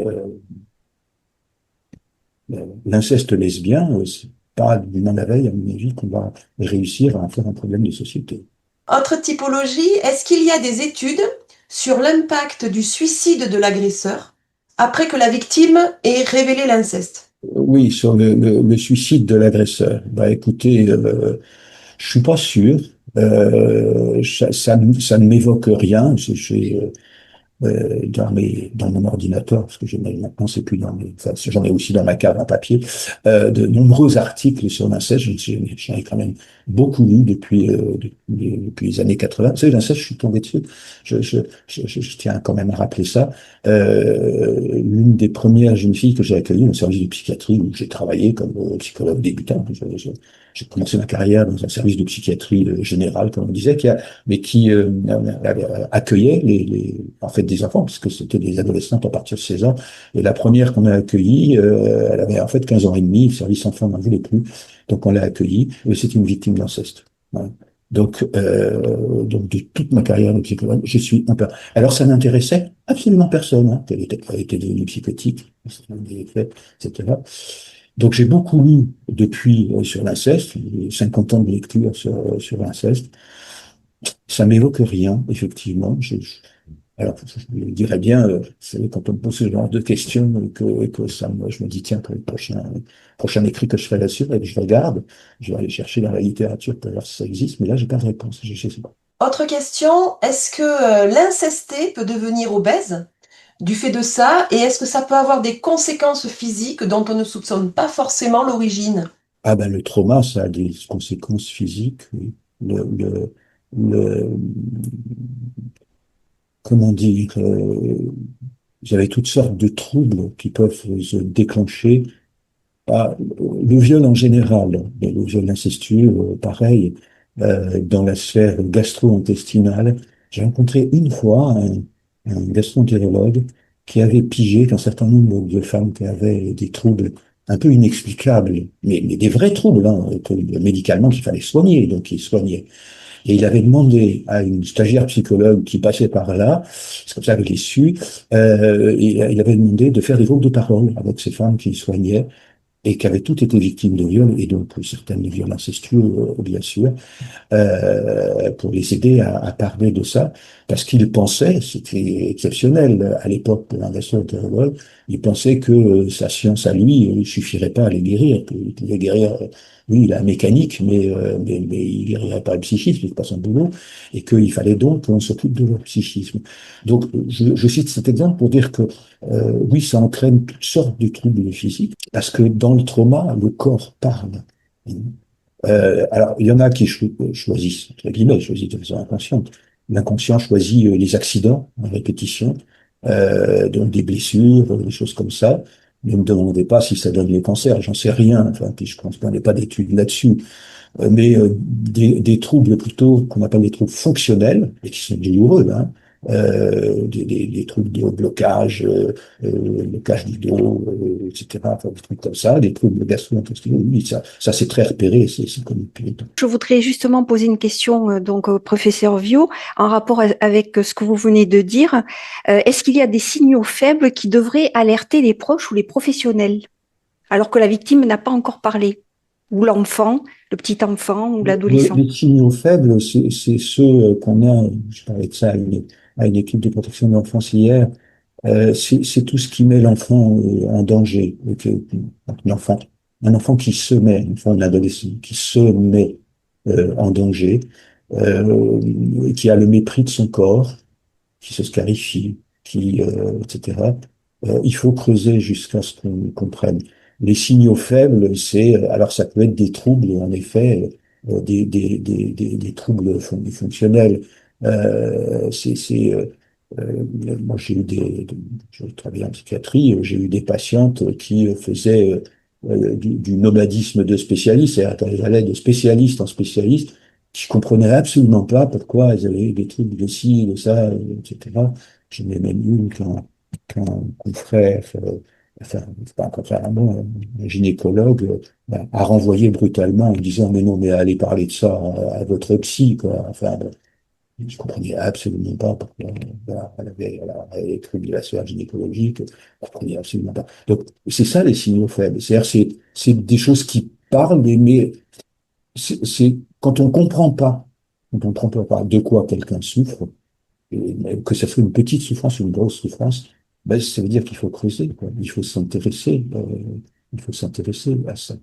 Bonjour Monsieur Viau, tout d'abord merci pour votre conférence qui est très éclairante. Pour ma part, je travaille dans un service d'aide aux victimes en tant que clinicienne depuis 16 ans et ça m'a amené à un travail de thèse autour de l'aveuglement maternel puisque ce que j'identifiais, c'était que les victimes étaient de plus en plus, enfin, ce qui redoublait le traumatisme, ce que vous dites très bien, c'est au-delà de l'acte, c'est l'aveuglement maternel ou les mères qui n'ont pas cru. Pour en suivre aussi des mères qui viennent dans des services d'aide aux victimes et qui peuvent se sentir victimes, ça pose aussi la question de leur position un peu ambiguë, de ne pas avoir pu protéger l'enfant. Et ce que je remarquais, c'était aussi qu'elle-même avait été, alors je disais de près ou de loin, mais prise dans des organisations familiales de systèmes pervers.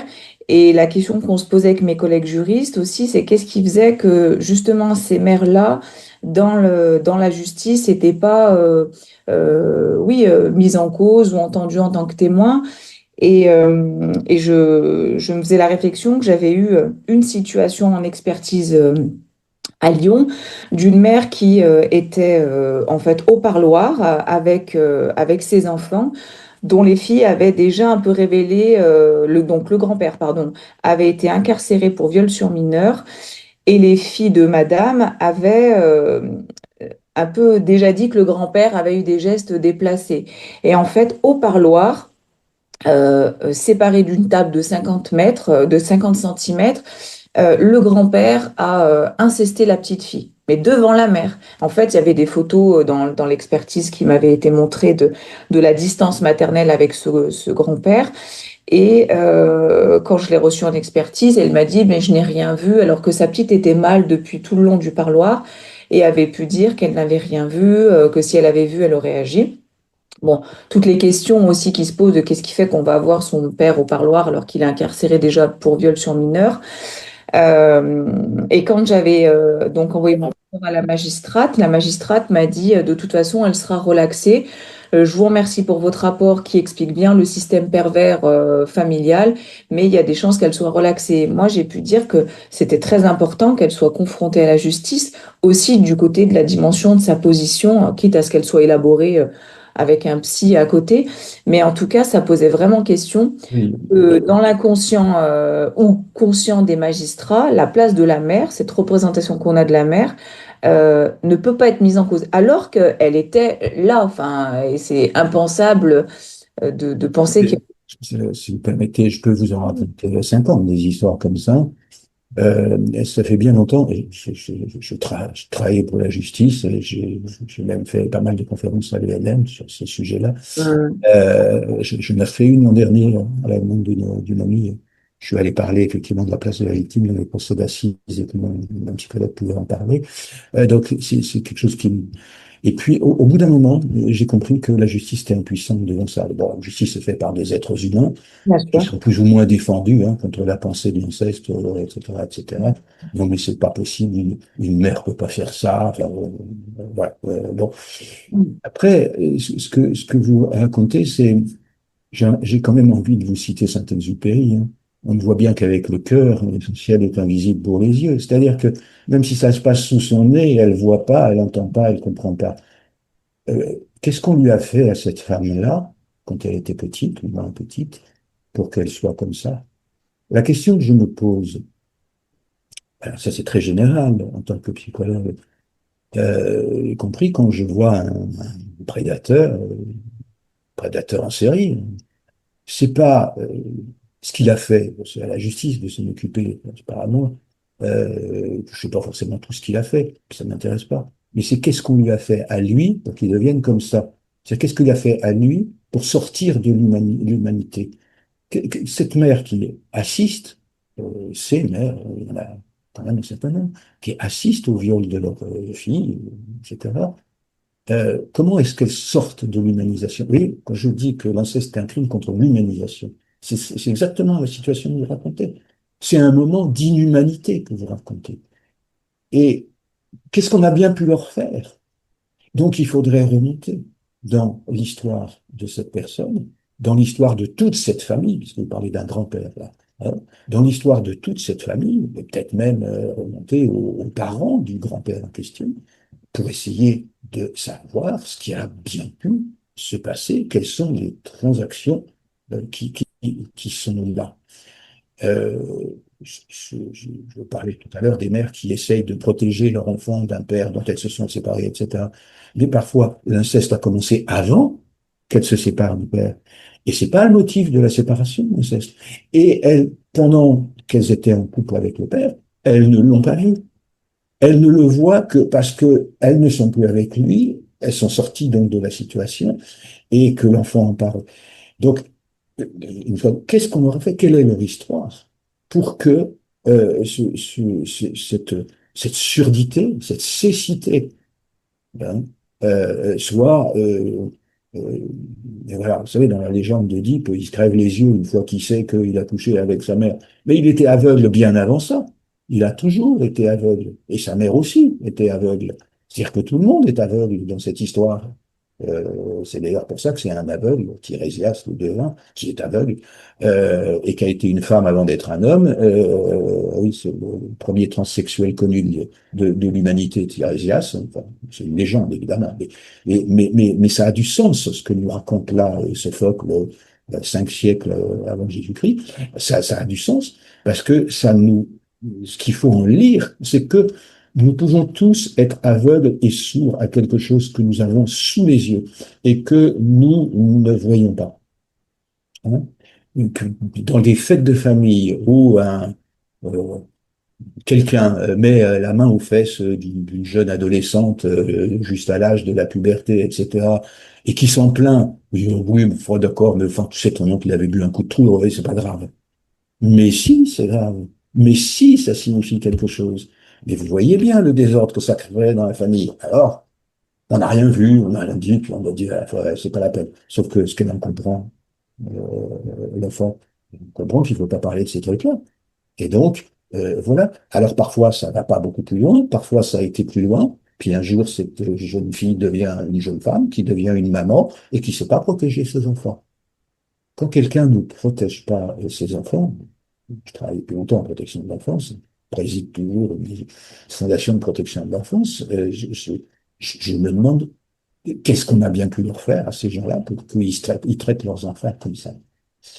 Et donc, c'est ces questions-là que je peux poser. Alors, après dire que la justice va savoir le faire, ben non, regardez, le procès de Skwarneck, Madame savait, elle l'a même dit à la barre des assises. Est-ce que quelqu'un a dit, Madame, en sortant là, on va vous inculper, hein, parce que vous saviez, donc vous êtes complice.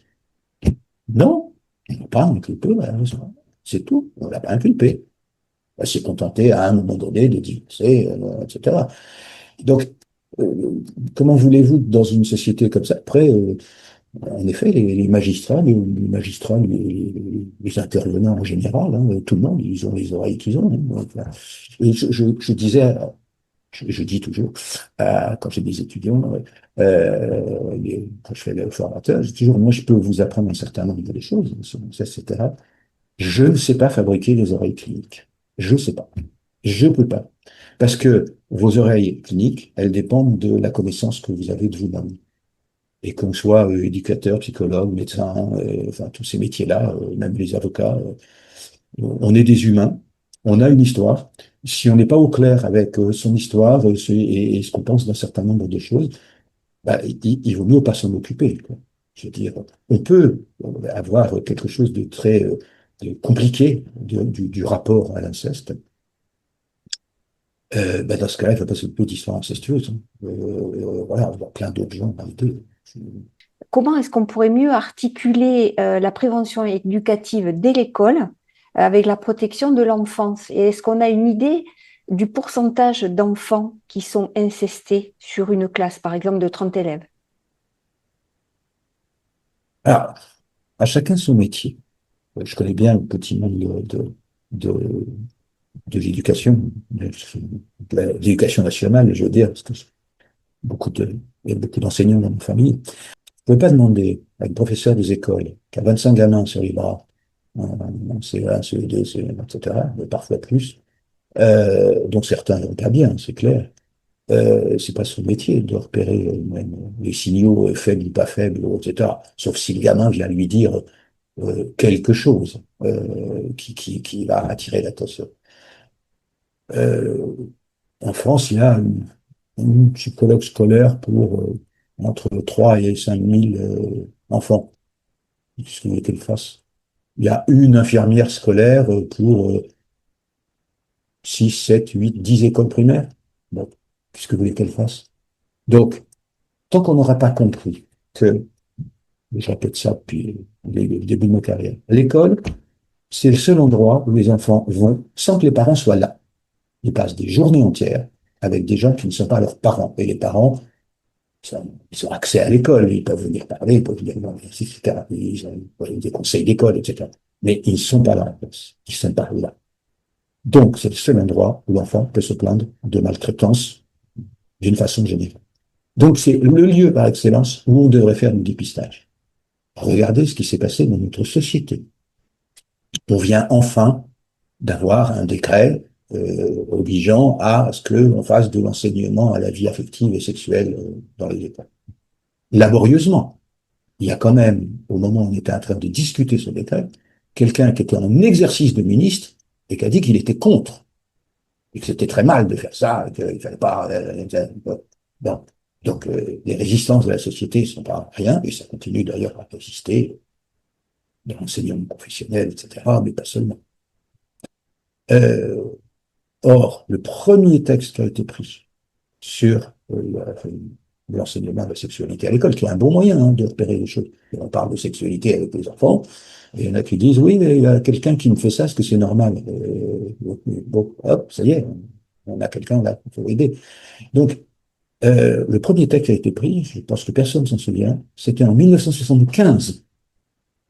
Il y a 50 ans de ça, le ministre, qui s'appelait Joseph Fontanet, qui était d'ailleurs un bon catholique, a pris un arrêté pour dire qu'il fallait faire et qu'on pouvait s'adresser à des associations pour les faire venir dans les écoles pour faire ça, etc. Cet arrêté a été mis sous le boisseau. Alors on a recommencé un peu plus tard. Il y a aussi un arrêté ministériel, ou un décret, je ne sais plus, de Ségolène Royal en 2000 ou 2001, 2001, je crois, etc. Il est resté lettre morte partout.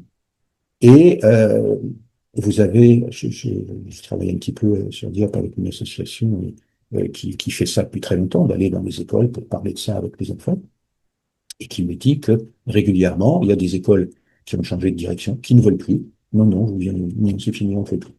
des écoles ou des collèges qui changent de direction, alors on ne le fait plus.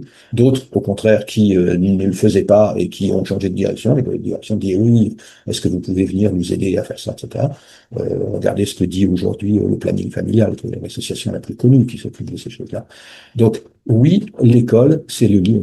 Mais pour qu'on y arrive, ça veut dire qu'il faut qu'il y ait un psychologue pour 100 élèves, parce que sur les 100 élèves, il y en a un quart qui est victime de quelque chose, dont l'essentiel, quand même, c'est de choses sexuelles. Voilà. Voilà. Un quart. Enfin, à la louche, hein, sur toutes les statistiques, etc. Donc, et donc, il faut un psychologue pour 100 élèves et une infirmière. C'est-à-dire qu'il faut un maîtrise sociale.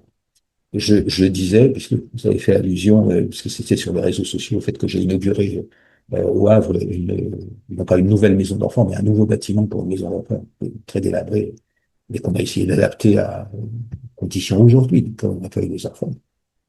Même si c'est pour peu de temps, il reste entre 15 mois et 2 ans à la maison d'enfants.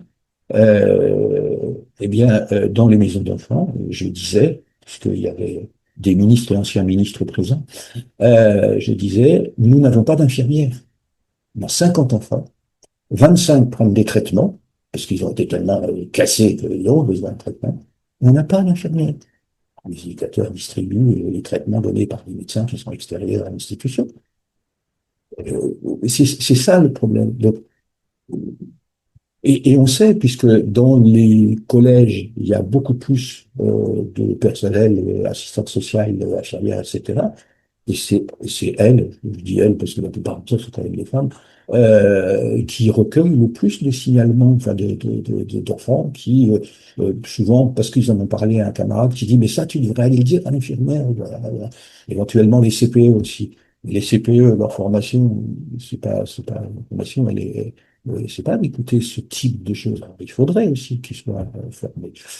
Certains se forment. J'en ai eu dans des formations justement sur l'inceste ou sur la maltraitance en général. J'ai eu effectivement des demandes d'éducation nationale, c'était la psychiatrie, de l'éducation nationale avec des enseignants, des CPO, des assistants sociales scolaires, etc., qui n'avaient jamais reçu de formation là-dessus. Donc, c'est tout cet ensemble qui fait qu'on n'arrive pas à maîtriser les choses. Je connais 40 rapports depuis l'an 2000 de tout, de l'inspection des affaires sociales, des parlementaires, des commissions machin, des commissions trucs, etc., qui se terminent toutes de la même façon. Il faudrait former les intervenants. Il faudrait former les intervenants. Il faudrait former à quoi et comment? Parce que c'est pas tout de former les intervenants. En principe, les éducateurs spécialisés sont formés. Pas énorme, hein, quand je leur parle de l'inceste, des choses comme ça. Ils n'ont jamais entendu parler de ça.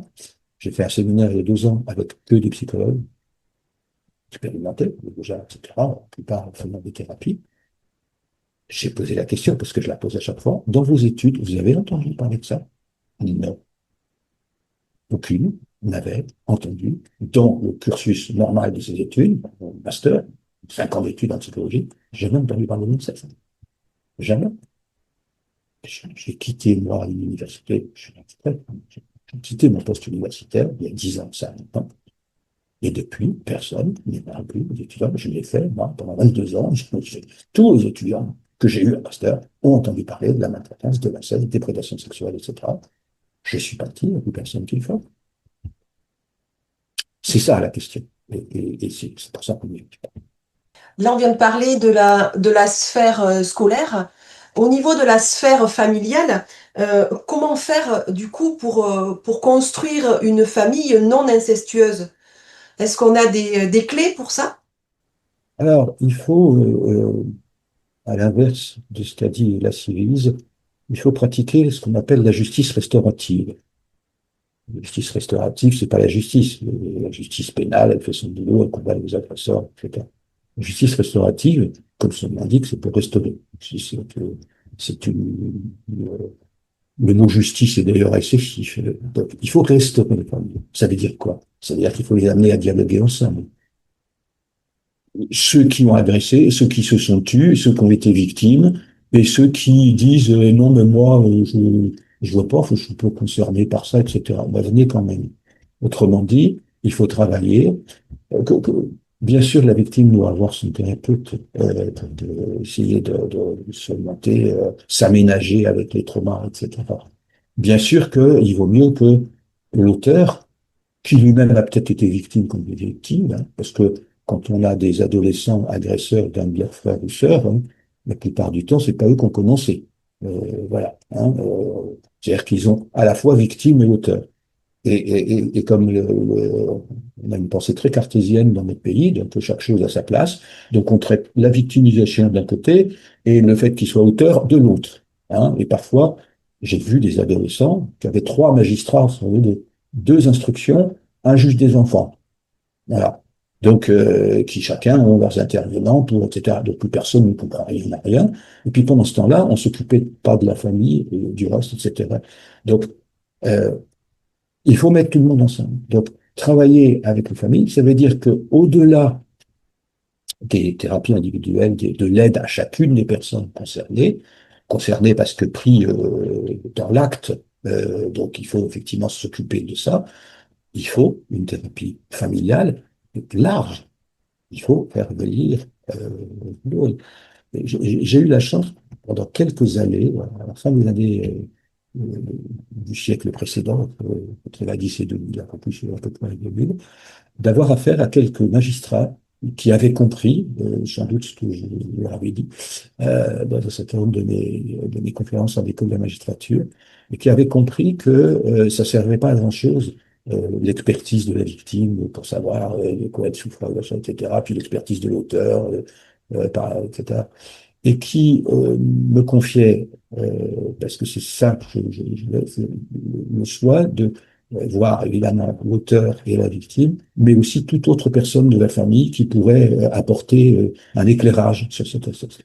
Ce qui m'a permis de rencontrer les mères, quand c'était des pères auteurs ou des beaux-pères, les mères, les frères et sœurs, et parfois les grands-parents, et donc de comprendre quelque chose à ces systèmes incestueux. Et si ces magistrats n'avaient pas permis ça, c'est très compliqué, si la justice ne nous aide pas, à rencontrer ces familles. L'intérêt que les personnes soient sous main de justice, c'est qu'il y ait une procédure, même si elle n'aboutit pas, l'intérêt qu'il y ait une procédure, c'est que pendant la procédure, on peut contraindre les gens à faire des choses qu'ils n'ont pas envie de faire. Hein, si le magistrat, l'instructeur, l'officier de police judiciaire dit à un grand-parent, disant, si, le psychologue a demandé à vous voir, le psychologue qui s'occupe de petites filles, là, il a demandé à vous voir, donc vous allez le voir, hein, c'est une obligation. Et donc, ça nous permet de les rencontrer et de comprendre les interactions psychiques, comprendre comment ça a été possible. Bon. Euh, pour vous citer un exemple qui a l'air, on va parler de signophobie. Un truc que j'ai repéré dans les familles dans lesquelles il se produit un inceste d'une certaine génération, c'est le phénomène des enfants donnés. J'ai un certain nombre de familles comme ça, dans lesquelles j'ai repéré ça. Une très jeune mère qui a fait un enfant sans avoir vraiment l'aval de ses parents, en fait, a fait cet enfant pour pouvoir partir. Elle le donne à sa propre mère. C'est-à-dire, elle lui dit, écoute, moi, je peux pas m'en occuper. Est-ce que tu veux bien t'en occuper? Ce qui peut durer définitivement. J'ai vu des familles dans lesquelles il y avait le premier enfant de la mère de l'enfant assisté, avait été donné à la grand-mère et n'était jamais revenu. Il était considéré comme le dernier enfant. Or, ce geste, finalement, qui a l'air d'être bien, je ne suis pas en capacité d'élever mon enfant, plutôt que de l'abandonner vraiment, je le donne à quelqu'un de ma famille, ce don d'enfant à la génération précédente, qui fait que cet enfant devient un espèce de frère, vous voyez, pour cette personne, puisqu'il est élevé par la grand-mère, il devient une espèce de frère. Donc, c'est une transaction incestueuse, sans sexe, mais c'est une transaction incestueuse. C'est-à-dire qu'il est déplacé dans l'ordre des générations. Voilà un signal intéressant. Alors, et les gens vous en parlent sans difficulté, parce qu'il n'y a pas, il y a pas de crime, il y a pas de sexe, il n'y a pas de, etc. Dites, faites-moi l'arbre généalogique, là, racontez-moi. Mais alors, il est devenu quoi, celui-là? Racamier disait ça surtout à l'usage des travailleurs sociaux, quand une famille vous rend trop perplexe, cherchez l'inceste. Si vous ne le trouvez pas à cette génération-là, cherchez dans les générations précédentes. Je ne cite pas exactement Racamier, mais c'est à peu près ça, sa phrase. Elle est dans son bouquin, vous allez y voir. Et il avait maigrement raison. Il a écrit ça en 95, mais oui, parce que dans ces années-là, c'est pas par hasard que je cite l'année 95, 85, la première campagne sur la maltraitance en France, pour protéger l'enfant maltraité, ça date de 85. Donc, pendant 10 ans, on a beaucoup travaillé sur ces questions-là et on n'est pas tombé que sur les violences physiques ou psychologiques. Ouais, on est tombé sur les violences sexuelles, intrafamiliales, évidemment, on est tombé sur forcément. Dans la pratique, on rencontrait des familles incestueuses. Donc, à un moment donné, on a bien cristallisé la pensée sur ce que c'est. On sait parfaitement ce que c'est. Et la société ne veut pas l'entendre, les familles ne veulent pas l'entendre. Donc, il faut forcer les familles en disant, si, vous voulez, on va se parler, on a des choses à se dire. Et puis, on apprend effectivement qu'à la génération précédente, comme ça, il y a eu des transactions des enfants, donnés, machin, etc. Mais on ne l'a pas dit. Euh, on est tombé sur des familles où, en fait, pas un seul enfant naît du père qu'on croit. Tout le monde le sait. Tout le monde le sait. Que, en fait, celui qui est à l'état civil, le père du machin, en fait, c'est pas son père, c'est un autre, etc. En fait, cet enfant est le fils de son oncle. Mais enfin, voilà, il n'y a pas eu viol, etc. Mais on a préféré que ça. Et on s'aperçoit qu'il y a des familles qui sont construites de façon tellement bizarre que vous avez du mal à faire l'arbre généalogique. Eh ben, à un moment donné, pendant un temps, il peut ne pas y avoir de passage à l'acte incestueux au sens sexuel, mais à un moment donné, il y a une génération qui va payer. Mais très souvent, on s'aperçoit que même si ça a sauté une génération, il y a eu des actes sexuels incestueux à la génération précédente ou à l'autre génération. Sonia, je crois qu'il y a une question sur le chat. Oui, c'est à la suite justement de votre intervention. On vous dit, et si la jeune fille donne son enfant à sa mère et qu'elle le récupère vers 4 ou 5 ans? Alors, ça peut être bien pour l'enfant. Ce qui est pas bien, c'est quand l'enfant ne comprend pas. Ça, des histoires comme ça, en protection de l'enfance, il y en a énormément. Euh, D'abord, parfois, euh, la récupération de l'enfant est dans un conflit. C'est-à-dire que l'enfant est séparé d'une figure d'attachement qu'est la grand-mère, parce que la mère, lui, ça arrive, ces cas de figure-là, brusquement réalisent parce qu'elles ont un autre enfant ou qu'elles ont un nouveau conjoint qui leur dit, mais t'as déjà eu un enfant, mais pourquoi il vit pas avec nous, etc. Sauf que ça peut se terminer pas très bien pour l'enfant. D'abord parce qu'il est séparé d'une figure d'attachement, parce qu'il y a un conflit entre du coup la mère et la grand-mère. La grand-mère dit, t'es sûr, tu veux le récupérer, je reprends, c'est moi qui l'élève depuis, etc. Et donc, ça peut être bien ou ça peut être, voilà, ça peut être pas bien. Des enfants qui euh, sont récupérés par des mères qui ont un remords après l'avoir abandonné, laissé à une famille. Ben, ça peut conduire à des tragédies. Il y a celle, je pense que l'histoire figure toujours sur le site du défenseur des droits, la petite Marina Tondelier, qui a été comme ça, Le Tellier, Le Tellier, qui a été récupéré par sa mère et que ses parents ont tué. Donc ça se termine parfois très très mal, ces histoires de récupération. Puis ça peut se terminer aussi très très bien quand la parole est fluide, euh, quand la parole circule dans la famille, quand l'enfant sait pourquoi il a passé 3 ans chez les parents. Mais j'ai vu ça aussi bien chez des agresseurs que chez des victimes, en disant, mais ma mère, elle m'a largué comme ça chez mes grands-parents. Et elle m'a jamais expliqué pourquoi, elle m'a jamais dit, pourquoi, etc. Je lui en veux de ça.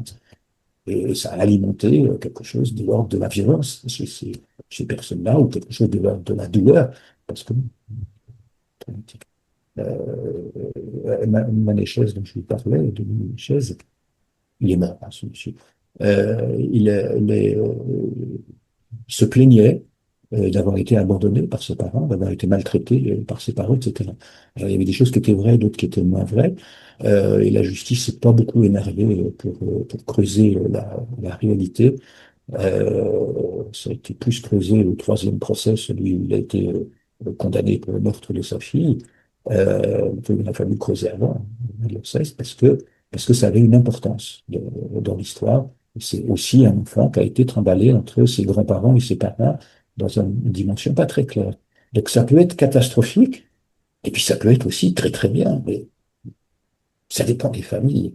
Vous savez, j'ai appris à ne pas beaucoup aimer les généralités. On est bien obligé, surtout quand on écrit des bouquins, traiter de psychopathologie. On fait des généralités, c'est-à-dire on dit, voilà, il y a des cas comme ça, il y a des cas de figure. Mais il n'y a aucune automaticité. Voilà, c'est la chance que nous avons, l'être humain, c'est que rien n'est écrit d'avance. Hein. On ne peut rien savoir d'avance. C'est la citation que je vous ai dit d'un diaporama que je vous envoie volontiers, hein, si vous le voulez. Tout ça est déjà filé dans mes bouquins, mais si vous voulez le diaporama, je vous le donne volontiers. Dans le diaporama, je dis cette phrase, on ne peut rien savoir de ce qui, de ce qui va arriver à quelqu'un qui a subi un traumatisme. On sait qu'il a vécu une situation traumatique terrible, mais il peut être résilient, il peut ne pas l'être.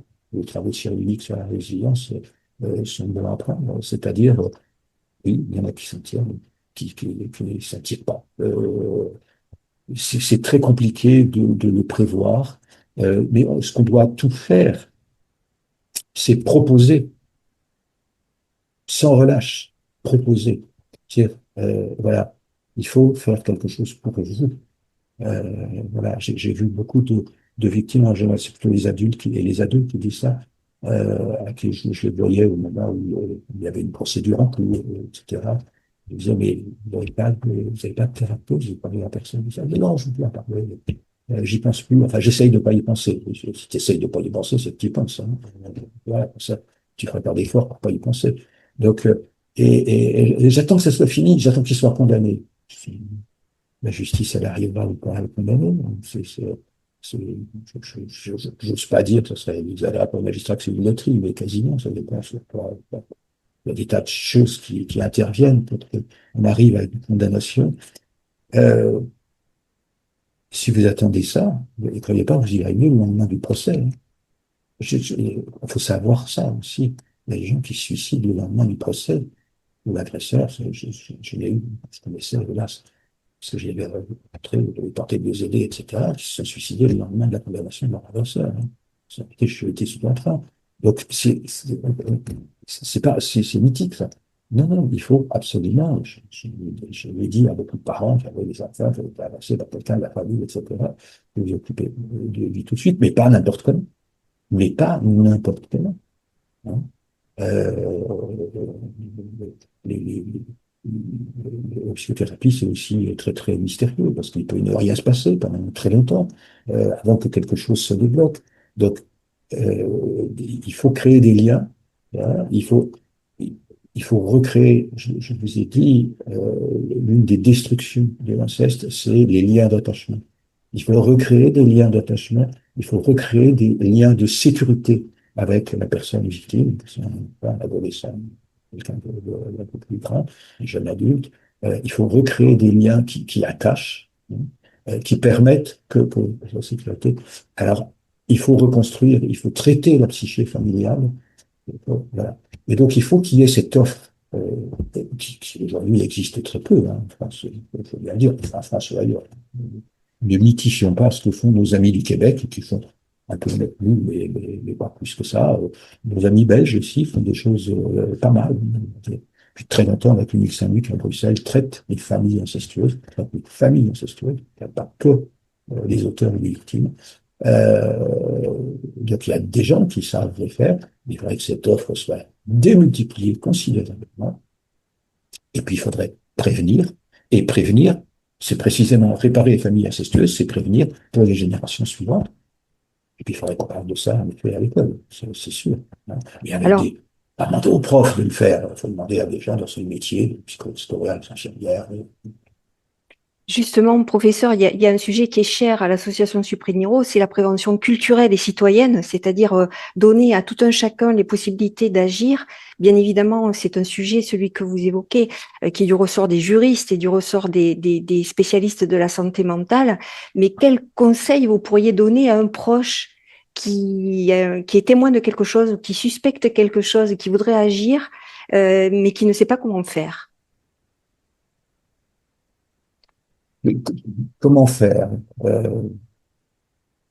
Alors, il y a je vais prendre par catégorie, mais je prends par une catégorie que l'on ne passe pas souvent. Il y a des avocats d'enfants qui sont spécialisés en tant qu'avocats d'enfants. On en trouve dans tous les barreaux, comme dans toutes les professions, etc. J'en connais quelques-uns. Bien sûr, chez les avocats, j'ai beaucoup travaillé avec eux, donc voilà. Euh, Quand c'est un enfant qui est victime, qu'on ne sait pas quoi faire, et c'est important que cet enfant ait un porte-parole en justice et qu'il y ait un avocat. Parce que en théorie, le juge des enfants ou le juge d'instruction peut, il n'est pas obligé, il peut.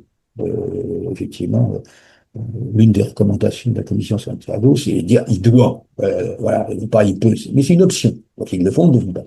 Donc il vaut mieux commencer par ça. C'est-à-dire que l'enfant est son porte-parole en justice, qui est l'avocat, qui évitera aussi qu'on fasse quelque et puis qui pourra dire oui, mais il faut investiguer par-ci, il faut investiguer par. Ça, c'est une première chose. L'accompagnement en justice. Alors on dit oui, mais on va désigner un administrateur ad hoc. Et donc, contre les administrateurs ad hoc, je les ai vus naître à l'époque. Je vice-présidais une association d'aide aux victimes. J'ai vu naître la profession. Enfin, c'est pas une vraie profession, mais les administrateurs ad hoc, c'est très bien. Sauf que ils sont très divers, ils ont des formations très diverses. Ils savent pas, etc. Et ils sont pas avocats. Ils plaident pas. Ils peuvent pas demander des actes judiciaires. Ils accompagnent l'enfant. C'est très utile d'accompagner. Euh, donc il y a ça. Un enfant, même un ado, moins de 16 ans, je dirais, ne devrait jamais être entendu seul, ni par un enquêteur, ni par un juge d'instruction, ni par un, je veux dire, c'est honteux de faire ça. Le droit de l'enfant, c'est qu'un adulte, on ne le fait pas. Pourquoi on ne le fait pas, les enfants? Donc, voilà. Il ne devrait jamais être confronté à son agresseur. Jamais. C'est à ça que ça sert, les avocats. C'est-à-dire, non, non, non, non, non. L'enfant, il ne sera pas dans le bureau assis à côté de son agresseur. Ce qui arrive encore, hein. C'est pas rêvé, là. Ça arrive encore. Ça fait belle lurette que, en Angleterre, ils avaient pris un texte pour dire que l'enfant c'est systématiquement vu en visio. Et dans une autre pièce, avec une visio. Pas compliqué, il y a des visios maintenant partout. Donc, il suffit d'avoir deux ordinateurs, pouf, vous mettez l'enfant dans la salle d'attente s'il faut, mais il n'est pas en présence. C'est à ça que ça sert d'être avocat d'enfant. Du côté des soins, qu'est-ce que vous voulez que je vous dise? La psychiatrie est naufragée. Donc, les centres médico-psychologiques pour enfants, ils sont dans les files d'attente 1 an, 6 mois, etc. Alors, si on a les moyens, il y a les privés. Le problème aujourd'hui, qui pour moi est vraiment, ça me chagrine vraiment beaucoup, parce que j'ai essayé de faire en sorte que il y a longtemps que la profession de psychologue soit reconnue, statut, etc., et que plus personne ne se présente psychologue s'il n'a pas de formation. Vous avez sur la place publique toutes sortes de psycho-machins, de trucs qui sont pas psychologues, ou psychopraticiens, machin, etc. J'en connais un certain nombre dans ma ville qui sont des gens dont on n'a pas voulu faire rentrer en master parce qu'ils étaient trop mauvais pour ça. Bah, ils sont installés comme psychopraticiens, c'est pas interdit, ou comme psychologues faisant de je sais pas quoi, de sophrologie, des machins, des trucs auxquels ils sont plus ou moins formés. Et là, effectivement, il y a une offre, elle existe, il n'y a aucune garantie que la personne en question ait été formée spécifiquement à la question de l'inceste, sache des choses comme celles que je vous ai dites ce matin. Je n'ai pas de maîtrise là-dessus. Mais il faut consulter un psy, c'est sûr. Alors, je vais vous dire, hein, les psys, c'est comme votre marchand de café. Hein. S'ils vous vendent du mauvais café, ben vous en changez. Et vous n'hésiterez pas. S'il s'agit de café, vous n'hésiterez pas. Mais les psys, il ne faut pas hésiter non plus. Et les avocats non plus, d'ailleurs. Ils ne répondent pas à ce dont vous avez besoin, vous en changez. Il ne faut pas rester 2 ans avec un thérapeute qui ne vous convient pas. Je continue à voir. Ça répond pas, c'est pas ça aide pas. J'ai l'impression, on vous a dit, et je ne comprends pas pourquoi vous auriez pu en parler plus tôt. C'est ce que je vous ai dit tout à l'heure. Mais c'est une phrase terrible, c'est tragique de dire ça. Ça veut dire qu'on sait rien. Bon, ben alors, hop, on change, quoi, hein. On n'y va pas. Mais oui, le système. Alors, il y a par-ci, par-là, j'ai découvert parce qu'il m'a invité à parler de ça en juin dernier, une association de psychologues, de pédopsychiatres du côté de Marseille, qui s'appelle la FTDA, qui est composé de gens qui réfléchissent en permanence, etc., de thérapeutes qui ont différentes techniques, mais qui prennent en charge les familles, etc. Tant mieux pour les gens qui sont dans cette région-là. Ils vont trouver des interlocuteurs. Je ne peux pas dire même que dans ma région, dans certains départements sur lesquels, que je connais, on dit, je saurais pas à qui, à quelqu'un qui me poserait la question en me disant à qui je peux avancer, etc. Attends, je me pose la tête, hein, parce que j'ai pas, voilà. Je connais quelques petits groupes qui font effectivement ça, mais c'est très restreint, et puis les listes d'attente sont très longues.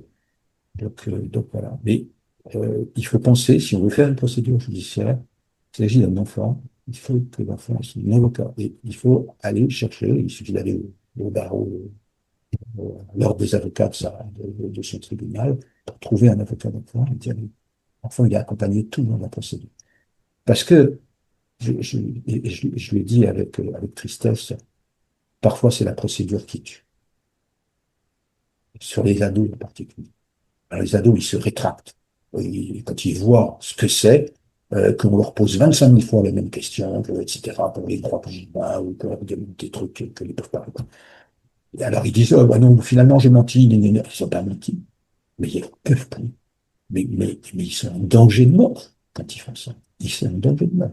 Et la rétractation chez les adolescents, il y a un travail américain très intéressant, il y a 30 ans déjà, qui disait la rétractation chez un adolescent, c'est une confirmation que c'est vrai. Sauf que c'est pas pris comme ça par la justice. Et pour l'ado, ni par l'entourage. Et pour l'ado, c'est tragique. Et alors là, il faut aller au suicide. Après, oui, il y a des centres spécialisés, hein, dans le suicide, etc. Il y a des services de pédopsychiatrie qui font le grand boulot. Il y a les maisons de l'adolescent, qui sont des endroits intéressants, et souvent avec des gens remarquables, des gens très, très spécialisés. C'est bien ce que c'est qu'un ado. Donc, si c'est un ado, il faut l'envoyer à la maison de l'adolescent. Les files d'attente sont un peu moins longues. Enfin, ils essaient de gérer ça le possible. Je vous remercie, La professeur. protection de l'enfance, on a des listes, on a 50 situations qu'on n'a pas encore réussi à traiter, qui sont sur le bureau, parce qu'on n'a pas, personne ne peut le faire. Professeur, je vous remercie vraiment beaucoup. Évidemment, on n'arrêterait pas cet entretien, mais on est arrivé au terme des 2 heures que vous nous aviez accordées, et donc je tiens à respecter l'engagement de Supreniro. Il y a une question qui est revenue, c'est de savoir comment vous contacter, et également certains souhaitent recevoir la diapositive que vous avez passée. Pour me contacter, vous passez par ma fondation. Les lignes sont faciles, c'est facile à trouver, et on vous donnera mon mail. Bon, alors je peux vous le donner, mais je peux pas écrire. Je le mettrai dans la Mais description. vous pouvez donner vous pouvez donner à ceux qui vous le demandent le mail de la fondation jlvio@leni.fr. Je vais vous laisser le mot de la fin, professeur, mais je tiens vraiment à remercier toutes et tous pour la qualité de votre écoute, vos questions et votre bienveillance tout au long de la rencontre. Un immense merci, professeur, cher professeur Viaud, pour la clarté, la profondeur et la sensibilité de votre intervention. Merci beaucoup. C'est une intervention qui va marquer notre public. Merci à Edwige et Sonia pour leur précieuse collaboration. Sans elles, je n'aurais rien pu faire, c'est certain. Merci beaucoup. Certains échanges nourrissent pleinement la mission de Supreniro, libérer la parole, lever les tabous et prévenir le suicide. C'est ce que nous avons fait. Abonnez-vous à nos réseaux pour ne rien manquer des rencontres à venir. Prenez soin de vous et continuons ensemble à semer des ressources avant la crise. Professeur? Pour ceux d'entre vous qui sont des bénévoles actifs sur ces questions-là ou des professionnels, je ne peux que vous conseiller de vous former. Je suis pas le seul à faire des séminaires sur l'inceste, mais je le fais volontiers quand on me les demande. Je serai le 25 novembre à Lens, un service une association sur la parentalité m'a demandé de venir parler de l'inceste. Donc je le fais volontiers, je fais volontiers des séminaires. C'est pour ça que RS a fait un séminaire en ligne. Voilà. Puis en effet, si vous avez des questions, j'ai l'habitude de répondre aux mails qu'on m'envoie. Donc n'hésitez pas. de la place où je suis, je fais ce que je peux, et tant que je pourrai encore, je le ferai. Voilà. Merci à tous. Merci à tous de votre attention. Voilà. Et bon courage pour les situations auxquelles vous vous confrontez. Merci. Au revoir. Au revoir.